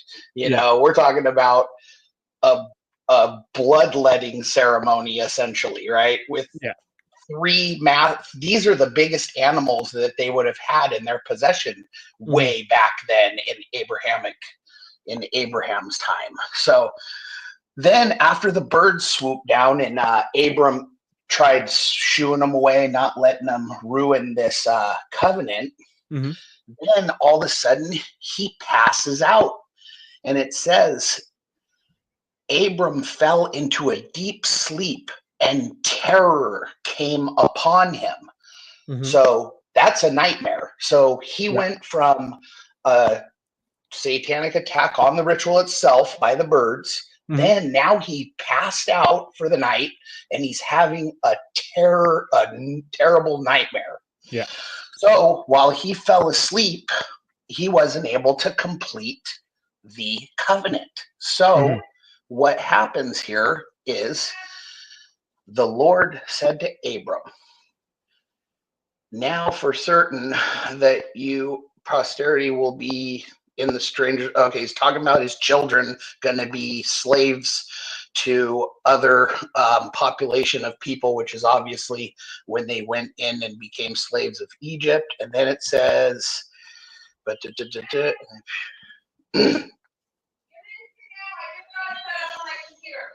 okay, so then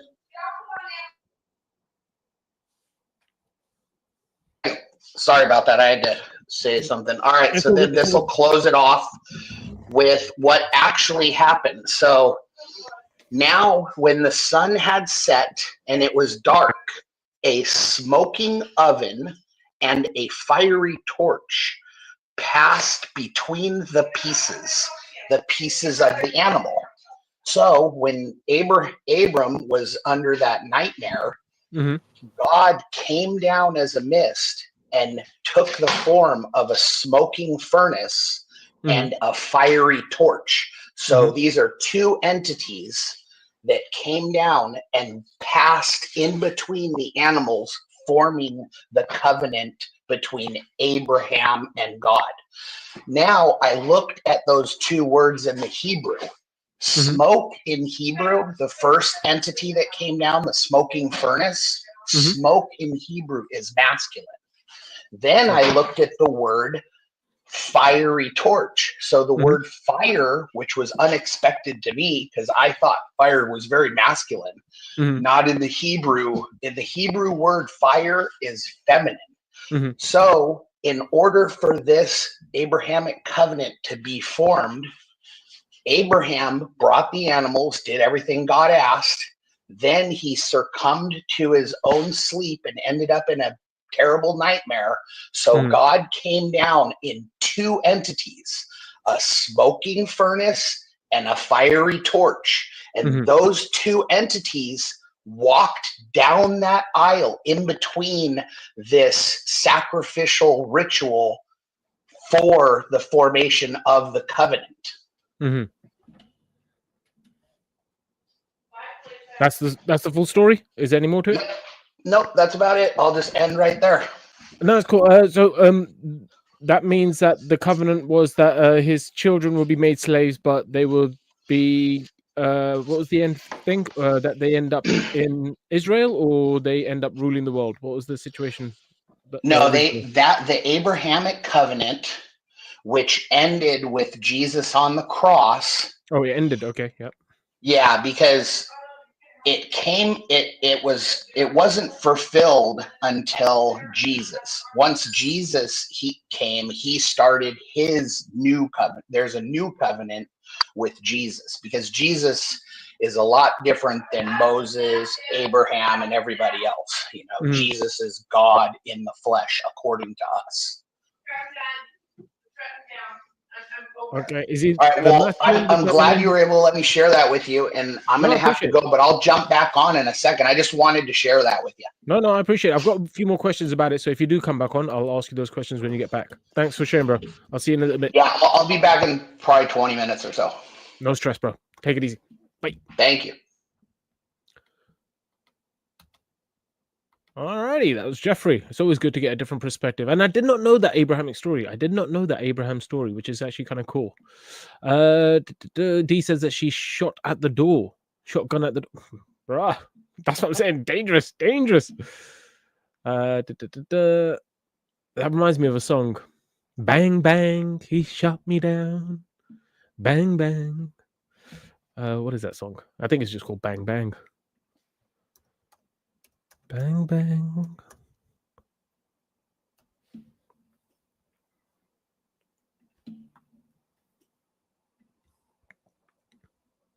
All right, we're going to take a little break while I go to the bathroom. Hopefully I don't get in trouble for this song.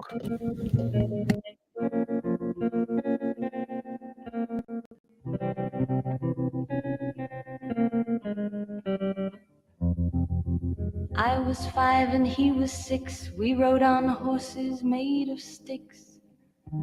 He wore black and I wore white. He would always win the fight. Bang, bang, he shot me down. Bang, bang, I hit the ground. Bang, bang, that awful sound. Bang, bang, my baby shot me down.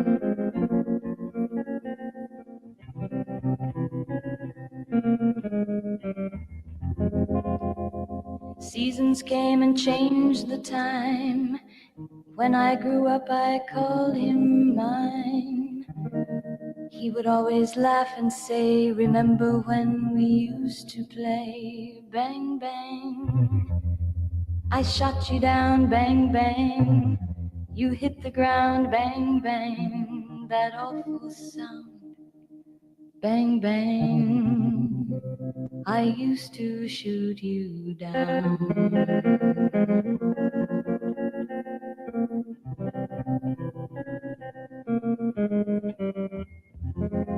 Music played and people sang. Just for me, the church bells rang.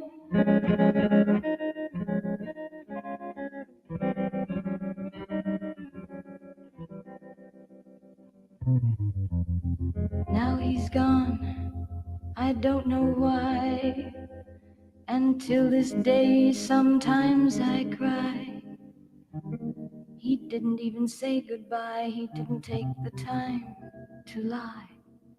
Bang, bang, he shot me down, bang, bang. I hit the ground, bang, bang. That awful sound, bang, bang. My baby shot me down.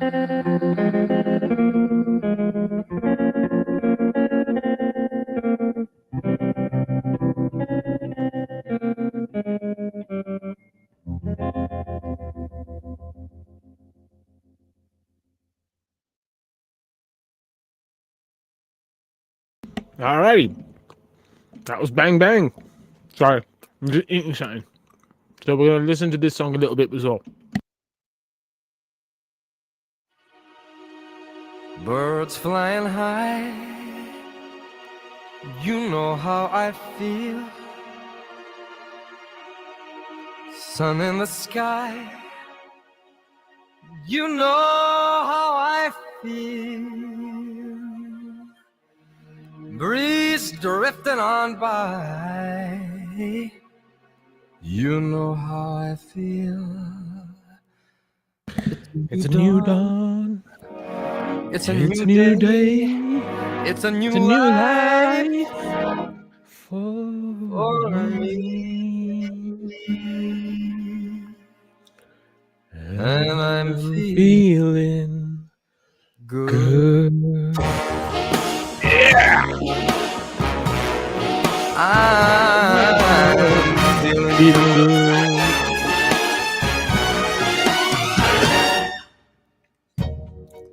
Fish in the sea. You know how I feel. A river running free. You know how I feel. I think that's Blossom on the Tree. You know how I feel. Literally, the line that it just paused on reminded me of today. Oh my god! Everywhere I went today, all I could see was sakura. Sakura. If you don't know what sakura is, it's the Japanese way of saying cherry blossoms. Senbon sakura is a way of saying thousands of cherry blossoms. Senbon sakura.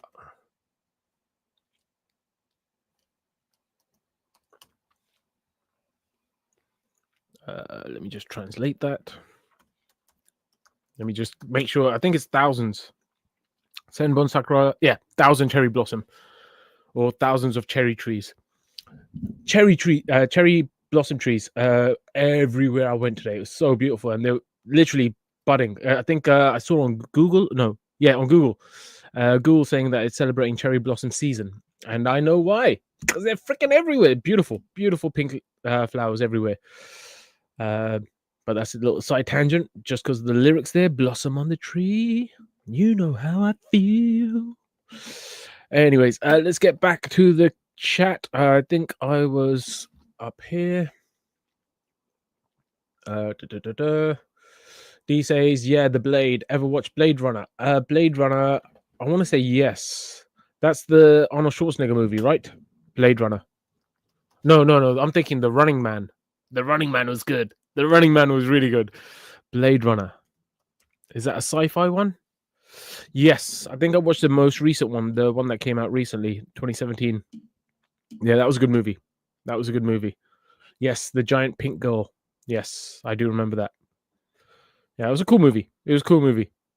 Not much to do about blades, though.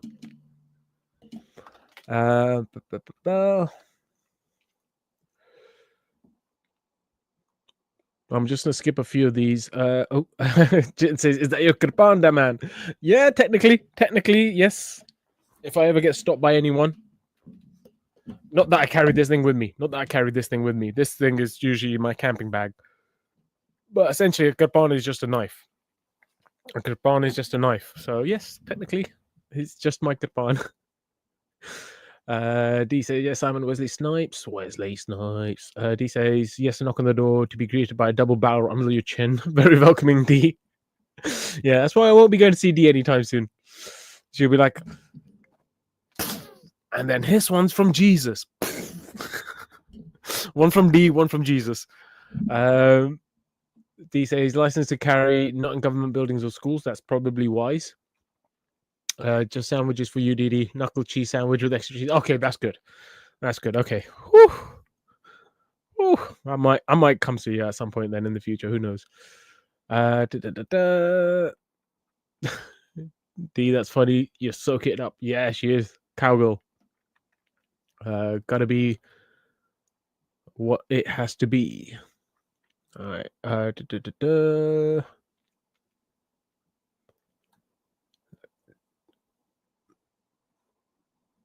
just gonna read through some of these as I'm scrolling. Oh, that sounds interesting. Ravioli says, I learned my ego was destroying my life in 2019. Yeah, ego's a tricky thing. But I think the first thing is recognizing that some decisions are made by the ego and some are not, and trying to stay away from the ego, allowing you to making the decisions for you. But sometimes you got to go with the ego. Like my story with the whole ice skating situation. I think there was a bit of ego there, where I'm like, hey, I want to go ice skating. My friends are going ice skating. I want to have fun. Let me go have fun. Why are you guys being such a Debbie Downer? Why are you trying to make it so bad and negative before I've even gone? Before anything's even happened, you're already thinking the worst. Like, why you stop being so negative? Let me go and have some fun. So that was a bit of an ego choice for me to do that. But I'm glad I did it, though. Even though I broke my nose, I'm glad I did it. It was a lesson learned. So sometimes ego can help you learn some lessons. That's the balance. Ravioli says, realize it's only the ways of the one God and the Spirit in our hearts is our way to God. The ego loves material and finite things. Kind of, but not really. All right, so this is a trick of the ego. Ego will make you think it's just about the material and the finite things, but, like I just said to Jeffrey a few minutes ago when we were talking about people wanting to have kids to continue on the lineage, that's from ego. There is no material that's mine. There is no finite things. It's more of a legacy. They want the legacy to continue. That comes from the ego. It's like that. I don't want to be forgotten. I want my grandkids and grandkids and grandkids and grandkids and grandkids and great grandkids to all remember me as the guy. You know what I mean? It's one of those situations. So that comes from ego. You've got pride. That comes from ego. You have a lot of non-material and non-finite things that are related to the ego. So don't fall into the trap. It's not just about the material world. It can also be about the negative spiral downwards. Lust, anger, greed, attachment, fear, pride. Those things typically are from the ego as well. Some says, okay, thanks, Ravi. No simple quick fix. No, never a quick fix. And to be honest, you don't want a quick fix. A quick fix means a quick break. A quick fix means a quick break. You want a long-lasting fix. D says, here we go again. The femininity of God. God is he in the Father? God is he in the Son? God is he in Spirit? God is he. All three in one. Never she. God. Come on now, Jeffrey. It's a perspective. It's just a perspective. I don't think it shouldn't affect your life on a negative way. Having that view, it'll be negative if you go a bit crazy with that thinking. Ravioli says, I realize I have to live spiritually. I have to live spiritually. I realize I have to live spiritually. Yes, but the thing is, you can't live spiritually. You have to live physically. But you can be more spiritual while you're doing the physical stuff. While you're living physically, you can be more spiritual. You cannot. I was actually talking to the guy at work today about this. I was mentioning to him about the whole reference in the Bible that says if you have two eyes is good, But if you can't live in the world, the worldly way, then it's better to be one-eyed, basically meaning that blind yourself in the worldly eye so you only see the spiritual. But that's only in extreme circumstances. That's only if you really, really, really, really struggle with the worldly way. Otherwise, you should have the balance between the worldly way and the spiritual way, because essentially we are living in the world. We have to know how to live in the world spiritually. So I gave up the material dunya in 2019. I live like ratio 70-30 in favor of spirit. It should be slightly higher, probably 80-20 or 90-10 in favor of spirit. But you do need that little bit of worldly understanding and the worldly desires as well, because that keeps you alive, you know, and you got to stay alive. Staying alive, staying alive. Staying alive. Anyway, right, Ravi, so you connected physical and spiritual. Not yet, I don't believe, but we'll see what he says. Yes, you never know. I might need it there. Ravi says, I used to be 100% ego and dunya, but I was loving a dead, empty existence. Interesting. See, I've never gone down that path of 100% ego and dunya. I've always kind of tried to go down the spiritual way. I would love to see what it feels like to be 100% ego and dunya. I think that'll be an interesting experience. We empty ourselves and Jesus comes in, says D. The Holy Scriptures are the only things that help and guide me through life, Simon. I was living like an animal before. Damn, that bad. I'm glad you're on the right track. Where you actually feel better in yourself and better in your decisions. Shivite says the Bible has two covenants, the Brahmic, which is inclusive and the original from the Great Pyramid, whereas the Abrahamic is exclusive and is Jewish filter on the original. Interesting. I don't know about the Brahmic one. I know about the Abrahamic one, and I know about the Moses one now. Well, I know about the Moses one before, but I know about the Abrahamic one now. But I don't know about the Brahmic one. I thought the Brahmic was just going to be Abrahamic. Ravioli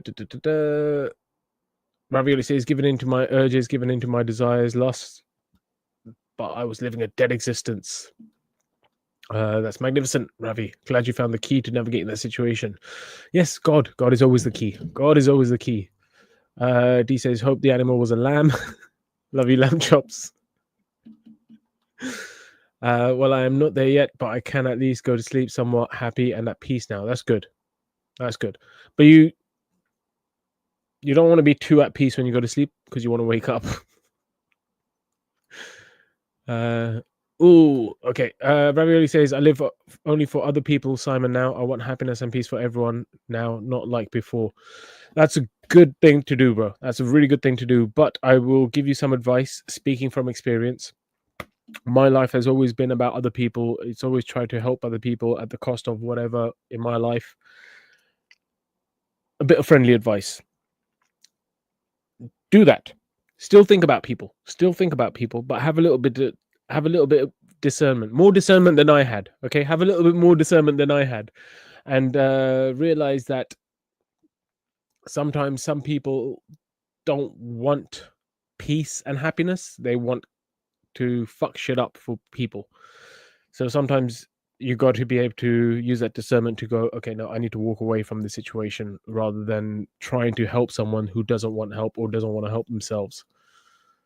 But that's from my dumb experience. Hopefully you do better than I did. Simon says contentment. Yes, exactly. Contentment. Very important. So important, I put it on the screen.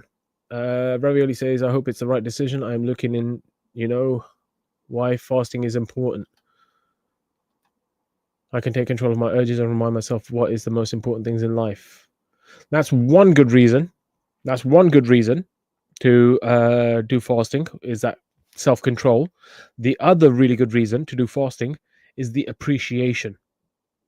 Honestly, if you go 7 days without food, that first bite you have, it just fills you with so much energy and life that you're like, oh my God, thank you. Okay, food is important, and I need to make sure that I eat healthy and I eat the right stuff, and that, you know what I mean? And I appreciate every bite that goes into my mouth. Every single bite is like this, but I don't get this full experience because I'm eating all day, every day, 7 days a week. But when I go 7 days without food, then I could really feel the difference of why I should be so grateful to God for the food that I have. You know what I mean? So yeah, it's good to have the self-control, but it's also good to have the appreciation. The appreciation, I think God would appreciate the appreciation. Just the truth says, no more dunya ravioli. I'm the same. I have very basic lifestyle now.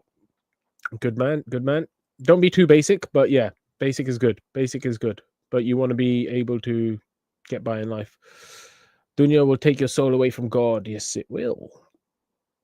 Although your soul can never leave God. God's always going to have your soul in his hands, but it's how much of your soul is in his hands and how much is in the dunya. Simon says, you seem to have a good group of friends, Ravi, supportive, the Baha'is. You play football together in the... I don't want to say that word because it sounds like you're trying to say nigger's backyard or naggers and niggers. Oh, is that Nagar? Oh, Nagar's backyard. Oh, cool. Yeah, I read that as something dodgy. I was like, what are you trying to say, Simon? Cool. Nagar's backyard. Ravioli says, how ridiculous to think chasing something finite that will become dust will provide everlasting and eternal peace and contentment. I don't think it's about chasing the finite for eternal peace and contentment. It's just people chase the finite for the comfortability right now. You know, they're not thinking about the future. They're thinking about right now. D says, you guys need a hug today. Giving you all bigger hug. Hope you get it. Thank you, D. Appreciate the hug.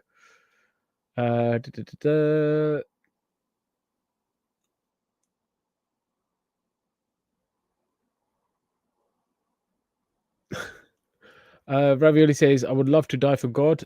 And then he says, imagine being a real martyr for God. Well, the only way you'll be a real martyr for God is if God takes your life. Otherwise, you're dying for something else, and then you're hoping God approves. But God will take your life when it's time. Don't rush it. Don't rush it. It's in his hands. Your life is in his hands. Your soul is in his hands.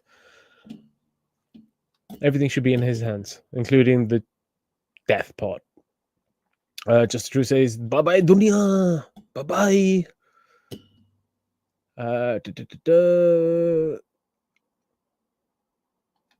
Ravioli says, Christian martyrs, the 12 disciples all martyred for God. Were they? Interesting. Simon's got to go. Take care, Simon. Appreciate you being here, Bal. Have a good day. Make sure you hit the like button on the way out. The like button is somewhere around here. Somewhere around here. And you all as well, while you're here, hit the like button. It's right there.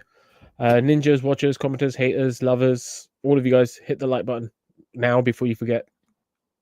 Bradley says Islam is the same. Emphasis on martyrs. Yeah, everyone's trying to be a martyr. Everyone's trying to be a martyr. Nobody's trying to connect with God, but they all want to be martyrs. Let's see. Also on StreamYard, why do guests have to be manually allowed into the studio?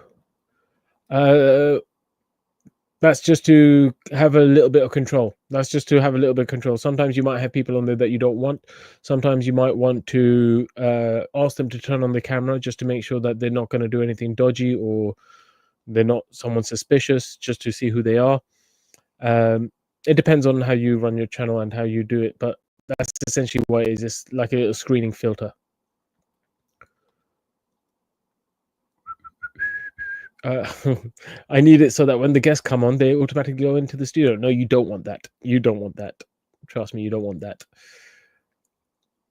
All right, I'm going to ignore most of these because it's you guys just talking amongst yourselves. Bang, bang. He shut me down. Oh, wow. That's how far back I am in the chat.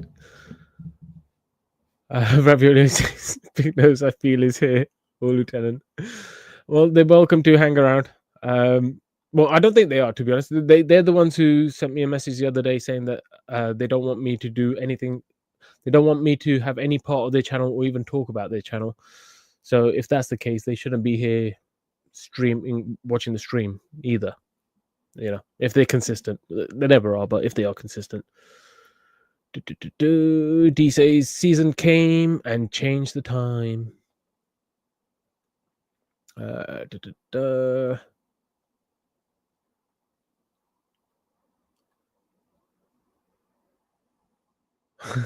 D still singing.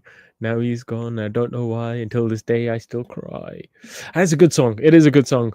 There's this remix version of it that's really good as well. Maybe find that for later.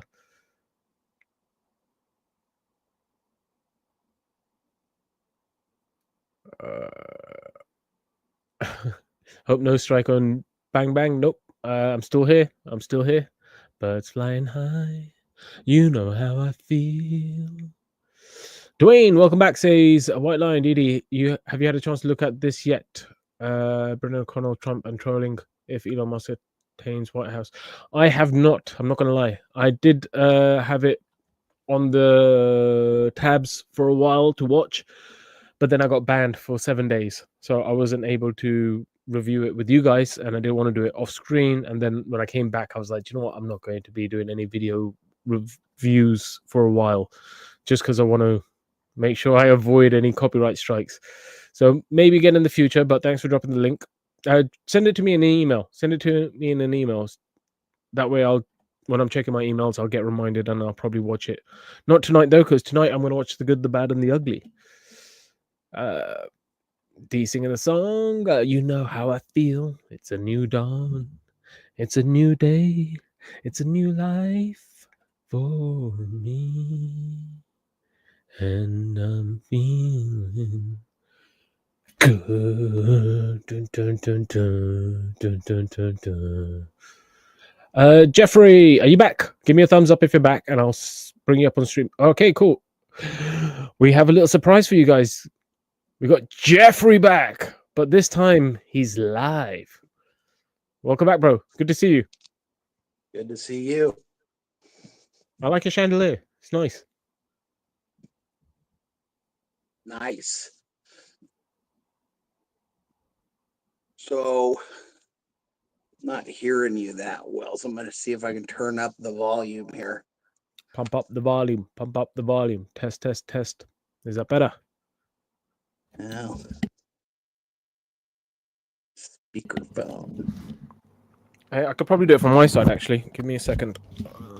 Oh, no, I got it. Oh, you got it? Frank, Sweet. you're loud now. Probably a bit too loud. Probably end up waking everyone in that. What time is it over there? You're on the East Coast, West Coast? I'm on the west side, the liberal side. the libetard side. How do you find that? Is there a lot of them around you then?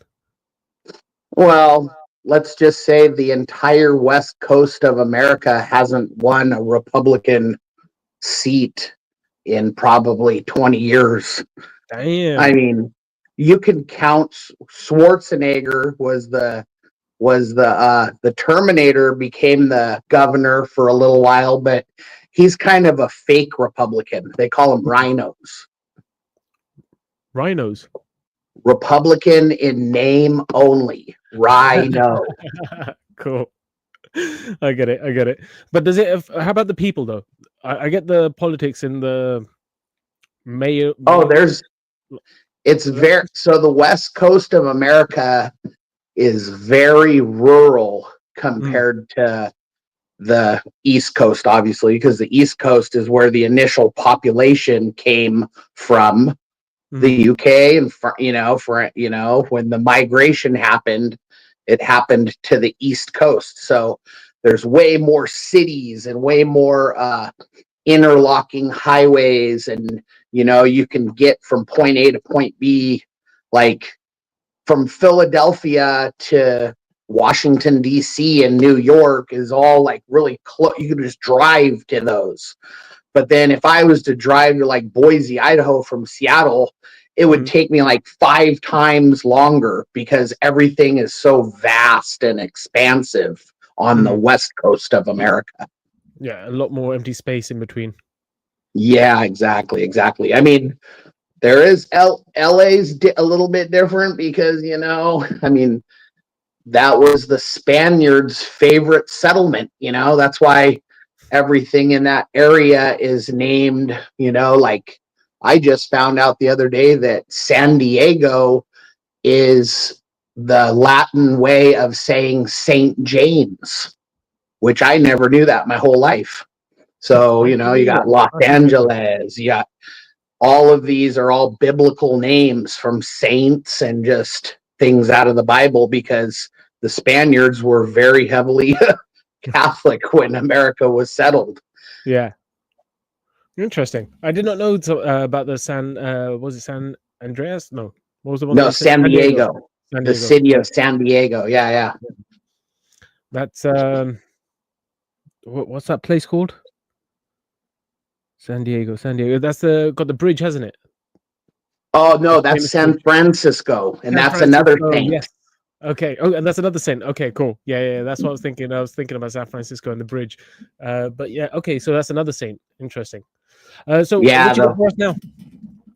Well, I came back on because you maybe had some questions about that crazy little. I mean, I'm sure it's only my personal,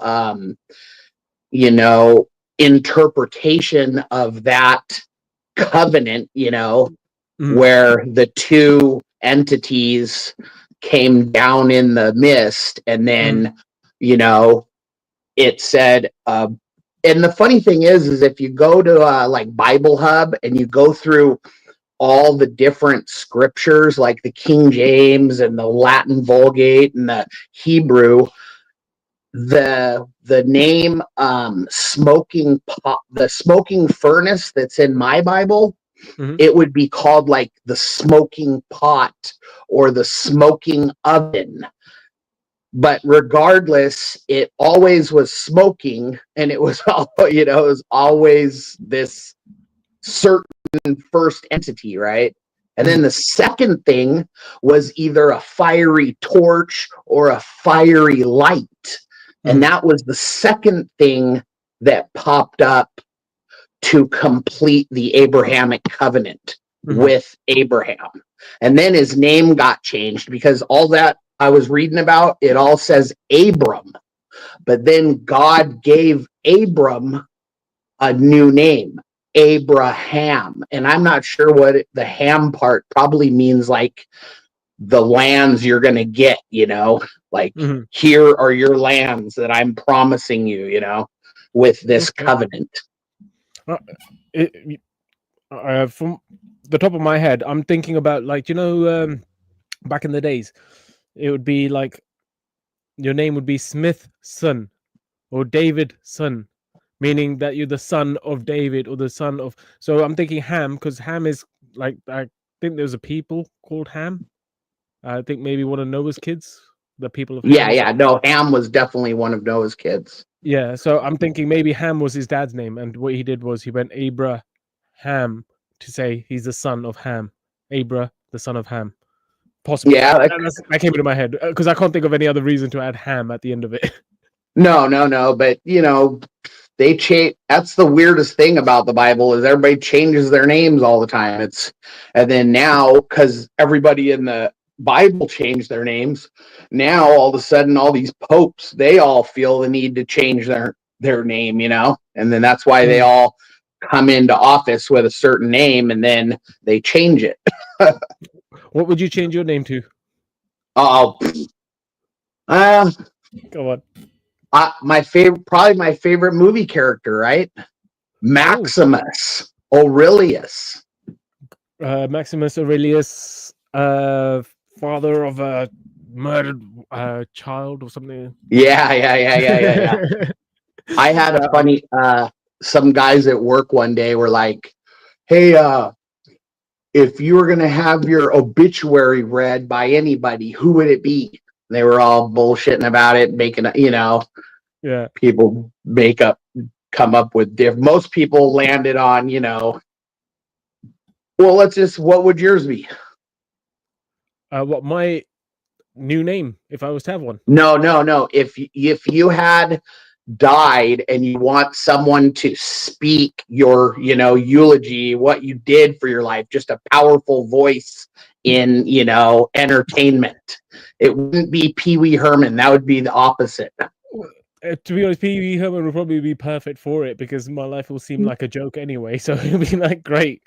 I can't imagine someone like Darth Vader. What's his name? Who did Darth Vader's voice? It was James Earl Jones. You said the same name I did. Everybody was saying Morgan Freeman. And then I dropped the James Earl Jones, and everybody's jaw hit the floor, and they were like, "Yep, Darth Vader." Yeah, he's got a bit of gravitas to his voice, you know. It's epic. But the thing is, I would like to say James Earl Jones, but like I said, my life being mostly a joke, to have someone so serious, so deep and gravitas to say, and then he went ice skating and smashed his face on the floor and broke his nose. It just seems a bit ludicrous. Yeah, I gotcha. What's the word? Juxtaposed. There's a bit of juxtaposition there. The seriousness of his voice and the stupidity of my life. Was that a real story? Yes. Yeah. I went ice skating. I broke my nose, smashed my face into the floor. I told it earlier in the stream. You must have missed it. Yeah, that's funny because I went on a rope swing under a bridge, and I did a nice flip, went into the water, then I opened my hands up like this, and I just caught the bottom of the river with my face and broke my 2 front teeth. Oh. Yeah, it was rough. I had to go up, and my face was all bruised, and I looked at my friend, and he goes, "No, your 2 front teeth are snapped." They were still there, but they were snapped. Yeah. The root was still there, but they just broke off. So I always joke that someone's going to go snorkeling through there and see an impression of my face in the bottom of the river with the 2 little white teeth still there in the mud. And what's the word? When it's just dug in deep into the I get you. Yeah. Because I think it was clay that I hit, because it was a weird substance. I think it was just like a patch of clay, and just bam. And it was rough. But embedded is the word I was looking for. Your teeth are just embedded in there for life. Yeah, absolutely. Absolutely embedded. Have you tried going back to find them? No. I'm sure they're full of sediment. There's sediment, all over the top. I'd never find them. But so did you have any other questions about that crazy wedding ritual that turned into the covenant of Abraham? First thing I was going to say is it sounds kind of satanic. You know, if I was to say, there's people down the street, what they do is they get a cow split in half, get a goat split in half, get a female goat split in half, and then they get some birds and they kill them, and then they kind of line them up on either side of this pathway, and then they do some ritual. So people would start staring at me as soon as I started talking about it. So it sounds kind of satanic. That's the beautiful thing about our Bible, that there's so many odd, off the wall stories that's the reason everybody believes that it's got to be the truth. Because if you're trying to create this religion of holier than thou Christianity, you're not going to put a story in there that sounds like this sacrificial ritual. It's what it was. And then look at all the Passover lambs, where they say that the high priest would be up to his knees in thick blood from all the animals he's slaughtering, and that was prior to Christ coming and removing that ridiculous yoke that was created through thousands of, I don't know how many thousands of years, but let's just say a bunch of centuries worth of this religious, monstrosity just rolling out of control. It started off like a little ritual, and then it just snowballed into just a den of death, and then it's like they basically lost their reasoning behind why they even did it, and that's one of the big reasons it becomes more Jesus was so mad at them. Yeah, it becomes more of a ritual or tradition, and they're just doing it to go through the motions rather than understanding the bigger picture of it. But that's a good point you do make, though, in regards to the sacrificial rituals that they already did do, because that was obviously pre-Jesus, post-Abrahamic.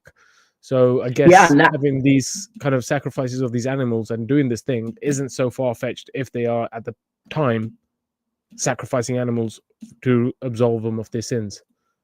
Yeah, and that back even in Abrahamic time, he was the one that was going to sacrifice his own son, and his son was packing his own wood up to create a fire.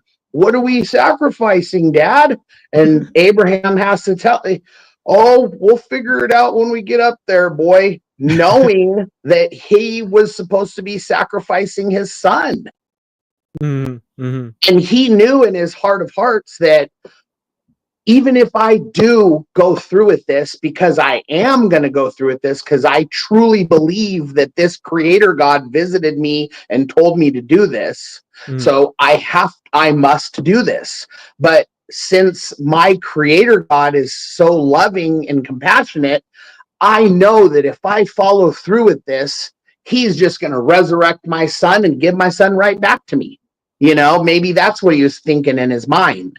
But the point is, he was going to go through with this ritual sacrifice of his own son. And then the angel of the Lord showed up and said, nope, don't do it. Look over there. And then he turns and looks, and there's a ram with its antlers stuck in some bushes. And that became their sacrifice for that day. But he passed the test. But why didn't he have to just pass the test with the covenant? Why did it have to then also have the child be sacrificed? If the covenant, I'm guessing the covenant was already made before the whole child sacrifice situation, yeah? You know what? That's a good thing to study, because I don't know. I don't know which one was first. I believe that I think that the covenant, the actual covenant, was probably after the whole the sacrificing of Isaac. But regardless, look at what we're dealing with. We're dealing with people, yes, that sacrifice. They were actually, the original sacrificial animals was actually wasn't for forgiveness of your sins at the time. It was actually like tithing to the creator. So you would give him something because he gave you something. So it was like tithing, back in the original meaning. Then it went to... I understand the tithing a little bit, but I don't understand why you would kill it then. Wouldn't it be better to say, okay, to give this back to you, God, we're going to release it back into the wild. And then if it dies in the wild, then that's your will. Yeah, I think a lot of it wasn't wasted. You know what I mean? I think some of it was like ritualistic, and then they would still consume it as a family, or, just like the Passover lamb. They literally dispatched the lamb, ate the lamb, and if you didn't eat the whole lamb as a family, you had to do a ritualistic burning of the rest of the meat. It couldn't be any left over. Okay. It had to all be done for this Passover ceremony. Interesting. What do you think about the Passover ceremony? I think it's just one of those things that we don't understand as, humans in this modern day and age, but what I was trying to get at earlier is just that, they had all this animal sacrifice, but then all of a sudden within the Jewish culture, some pagan rituals came in, and then you ended up with complete nonsense where people are putting babies into the burning hands of Moloch and being told that their families are going to have prosperity for donating this child to Moloch and Baal and Lilith. These are all these Mesopotamian goddess and gods and goddesses, So it's really easy to go from the sacrificial animalistic worship to let's step it up a notch and really make God happy, and you're actually doing the opposite of that, And that's definitely not biblical. That's just something that people did. That's more culture, right? The animal sacrifice. No, the people, when they started involving people. The animals obviously were part of the biblical thing because we've Oh already yeah, established yeah. it. To me, when people got involved, that just direct correlation with evil. Evil infiltrated through perverted teachings, and those teachings taught that, and it didn't just happen in Mesopotamia, because I believe on the island you're on, the Druids had an aspect of human sacrifice within their rituals as well. So there was pockets of this human ritual sacrifice all throughout the ancient world, but with Christ, he's trying to put the kibosh on that and just, hey, no more human sacrifice After me. and no more animal sacrifice. After me. Yeah, After he's after the me. last animal human sacrifice. I think that's kind of ironic that he puts a stop to it by being a sacrifice himself, don't you? Well, it all rolls back to prophecy and how this, those passages I read out of this book, this is the very beginning of the book. That's chapter 15. And then look at the rest of the book. So this Abrahamic covenant happened long, long ago. And then there was a huge section of the religion that had to do with worshiping God by giving him your bounty. The whole thing about, do you know the story of why Abel got killed by Cain? It was, they both had to put a sacrifice up. One of them was a shepherd and one of them was a farmer. And it wasn't that God liked the meat more than the farmer's produce, but Cain, being the farmer, put on the altar his lesser fruits, where Abel put his most beautiful animal on that altar. And it's just showing that it's not the sacrifice, it's the intention behind the sacrifice. And due to that fact, Cain's sacrifice was rejected. It wasn't because Cain didn't grow good enough zucchini or whatever. It's the fact that he knew he had a more beautiful piece of fruit over here, but I'll just give God this, even though I know I'm saving this good stuff for myself back at home. Yeah, God knows your heart. It's just a God knows your heart story. And then obviously evil just festered from that point on, to the point that Abel got tricked into going off with his brother, and his brother bludgeoned him to death, because I'm a firm believer that Cain would not have done such a thing unless, in a weakened state of mind, in his own desperation, he was possessed by an outside entity to actually commit that act of murdering his brother. Oh, we've just opened up a can of worms. So you believe in demons and stuff like that then, yeah? Possessing people's body and... Oh yeah, I believe every negative demonic thing to ever happen in this entire book has everything to do with a weakened state of humanity allowing an evil presence to flourish. What about modern day? What about people doing bad stuff now? Is that demons inside them, or is that their own responsibility? It depends on the severity, I mean, if you're just like I'm just taking a couple bucks out of the the money that you go to the church, and you're a little kid, I'm sure or not even a little kid, maybe you're a teenager and you do it. I don't think that's a full-blown possession situation. Why but not? Because the thing is, you could say that if we're going by the logic of people possessed and blah blah blah, if we go by that logic, if someone is possessed by, say, some demon that wants them to steal, to be greedy, they may have more control over themselves or less control, and that will then determine how much control the demon has and how much they steal or how much they go down that greed route. If we're going by the analogy of everyone gets infected by demons and it's just a different level depending on your own control. Yeah, that's a good point. I guess I personally don't agree with that. I actually don't like that idea because it takes away any responsibility or any accountability from the individual person.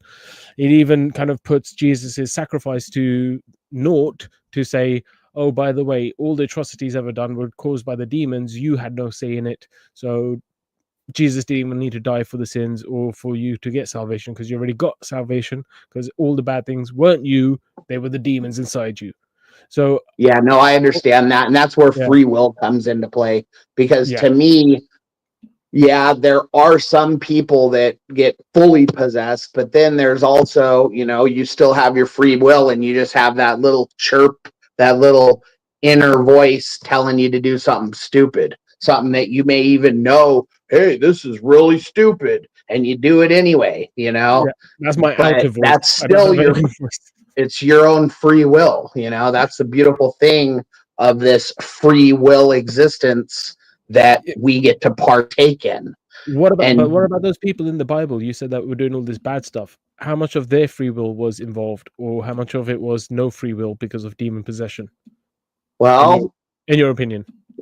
Yeah, it's hard to say, man. That to me, that's so hard to say, because those people that were so demented in their head that they thought that they would actually get an abundance of wealth through karma and through just manifestation, that you deliver your child to the hands of Moloch and watch your child writhe in pain and expire and die, so that you can reap the benefits of this donation of a human soul to this this God that you think is a God, but through our scripture says it's not a God that would ask you to sacrifice a child, and you just brought up my next question. Thank you.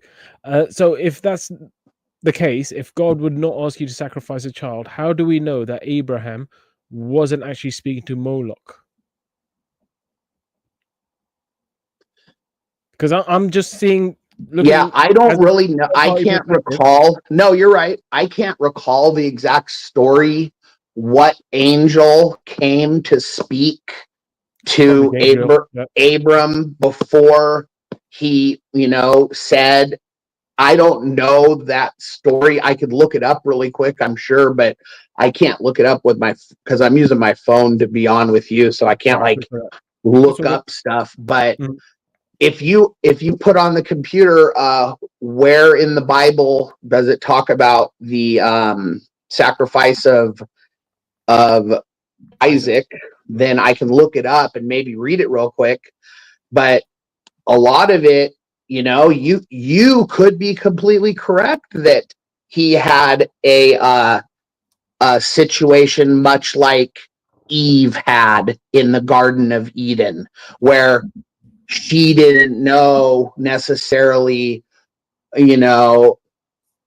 some people say that Adam only knew that they were going to die if you eat of that fruit. And that's why Satan was able to trick her into eating the fruit. There's different little tiny differences in stories, but regardless, there was definitely an evil entity that knew if it got them to eat that thing, God would be forced to kill them. Mm-hmm. But the reason he didn't kill them is because he ended up doing what?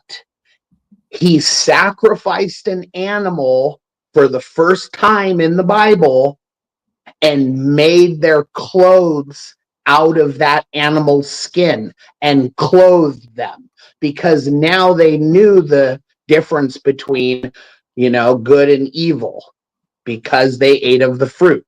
And then because the animal took the death toll that they incurred that on themselves. They were told they were going to die, but God, instead of putting that death toll on them, he killed this animal. Then they were able to make the garment. He made the garments to clothe them. That's how that story worked out, from what I can recall. I did not know that part of the story. I didn't know there was an animal involved in the sacrifice or anything. I thought God just hated Adam and Eve for that. But in regards to what you're saying about the children being sacrificed to Moloch, I could just see that happening because people were like, oh, by the way, there's a story of Abraham in the Bible. He sacrificed his son to God and God was pleased with him. Maybe if we sacrificed our kids to God, God will be pleased with us as well. And I can see them doing that. Yeah. I understand the replication aspect. You hear a story and then you go ahead and bring it to completion. But those people back then, they only knew this many stories, right? There were only the Noah stories, the Noahitic covenant, and then Abraham. There wasn't no more forward history because it hadn't happened yet. So so then later on in life, you're talking about revisiting. But regardless, those people that revisit that story and hear that story, they would not go off the rails and complete the death of Isaac, because I think Isaac became the leader of, I'm not saying they would go ahead and kill Isaac, but they'd probably get their firstborn and go, hey, if we try to sacrifice him to God like Abraham did, maybe God will save him and then he'll bless us as well. You know what I mean? It's one of those. Yeah, and like you said, you would have to have an angel that comes and tells you that this needs to happen, I think your call coming in. He was told by an angel in a vision that this needs to happen. And then he went to go do the deed, and then the angel of the Lord showed up and said, no, you're going to sacrifice that ram in the thistle. And they both sacrificed the ram in the thistle. And that's what everybody would have known from that story. Abraham was going to do it because God told him to. And then he got there to do it, and God changed his mind. And you went, oh, no, you passed the test. Yeah. I can hear your phone ringing. I think you might be... Yeah, I got to answer it, and then I'll come back on in a second if you'll have me. I appreciate it, but unfortunately, I think I'm going to end the stream here because I wanted to have an early night, but I'll be back tomorrow, and you're more than welcome to come back tomorrow if you're free, bro. Okay, I appreciate it. Thanks for letting me BS with you. I appreciate you coming up. Have a good night, bro. Take care. Bye. Bye. Alrighty, that was interesting. I always appreciate Jeffrey coming up, giving his little perspective, telling little stories, and answering the tough questions that I always have to ask. I always have to ask the tough questions. I see chat's been kicking off a little bit. This was one I wanted to look at. D says, yes, he passed the test, but before he went taking Isaac, he told the others to stay back and they would return. He knew that his faith was strong, knew God would provide. Wait, that one first. Yes, grace, the Spirit is in us, will war and fight against the spiritual darkness in the world and high places. Thanks for coming up, Jeff. Never heard him before. Really good. No, you've heard Jeffrey before. That's Jeffrey from before. He's the one that you were saying that God is a man. It's a he. That's Jeffrey. He just turned on his video for us today. You've heard him before. But it's good to have him back. And it was good to actually put a face to the name. If anyone else wants to come up and show their face to the name and quickly give a last minute message, you're more than welcome to. You've got about a minute and a half before I end the stream. So if you want to come up quickly, just say hello or give a little, drop a gem, drop the mic, and then get out of here. You're more than welcome to do that. If not, it's all good. It's all good. Because this is the precipice of life. Sometimes you got to take that leap of faith. Just got to just gotta bite the bullet and do it. But Marsh, welcome back. Welcome back. Says nice conversation. But Marsh, do you want to come up and say hello? Do you want to come up and say lovely jubbly? You want to come say lovely jubbly on screen? It'd be nice to put a face to your name as well. D says, oh, good to have him, even though he is he. She God. D's never gonna let that go. But I thought I'd remind you just so you weren't confused. That was the same Jeffrey. Yeah, anyone else want to come up quickly? Last chance. Going once. Going twice. Sold. All right, that's it. We're done for tonight. I hope you guys enjoyed the stream. It was different. But it was good. I enjoyed it. I hope you guys enjoyed it too. I appreciate you all being here. Ninjas, watchers, haters, lovers, commenters, all of you. Appreciate you all. And I think that's it. That's all I have to say. Thank you all for being here. I hope you have an amazing evening. Take care of yourselves. Tomorrow's Tuesday, second day of the week. Okay, don't let it go downhill now. You know, you want to keep it going up. You want to end the week on a high. So you got to keep moving up, looking forwards. Eyes to the sky, eyes on the stars. Keep moving forward, guys. I appreciate you all being here. I am the dust at the feet of God's servants. Only God is special. I said I am the dust at the feet of God's servants. Only God is special. And let's end with a little bit of hope. Bye, guys.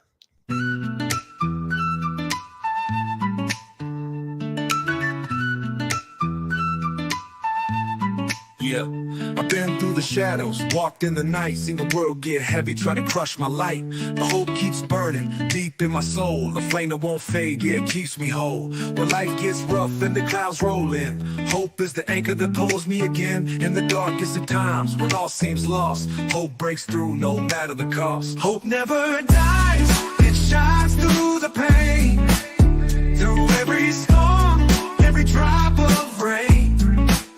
When the world goes dim and I'm down to my knees, hope lifts me up, sets my spirit free. They say light can't shine without a little dark. Hope's that spark, yeah, ignites the heart. When the path ain't clear and the road feels long, hope gives me strength, makes me strong. I've seen despair try to steal my fight, but hope keeps pushing like day through night. It's a voice in my head saying keep going strong, tells me I'm right where I belong. Hope never dies, it shines through the pain, through every storm, every drop of rain. When the world goes dim and I'm down to my knees, hope lifts me up, sets my spirit free. Hope's like the sun after endless rain. It's a light that heals, it's a balm for pain. It don't fade, don't break, don't bend. It's the beat of my heart, my forever friend. So when I'm lost, I look to the sky. Hope's in the stars, it's the reason why. Why I stand, why I rise, why I keep on fighting. Hope's my armor when the world starts biting. It whispers, hold on, don't give up yet. Through every tear, through every regret, hope's the fire that never goes out. Through every struggle, every doubt, hope never dies, it shines through the pain, through every storm, every drop of rain. When the world goes and I'm down to my knees, hope lifts me up, sets my spirit free. Hope's like the sun after endless rain. It's a light that heals, it's a balm for pain. It don't fade, don't break, don't bend. It's the beat of my heart, my forever friend. So when I'm lost, I look to the sky. Hope's in the stars, it's the reason why. Why I stand, why I rise, why I keep on fighting. Hope's my armor when the world starts biting. It whispers, hold on, don't give up yet. Through every tear, through every regret, hope's the fire that never goes out. Through every struggle, every doubt, through every struggle, every doubt, hope never dies.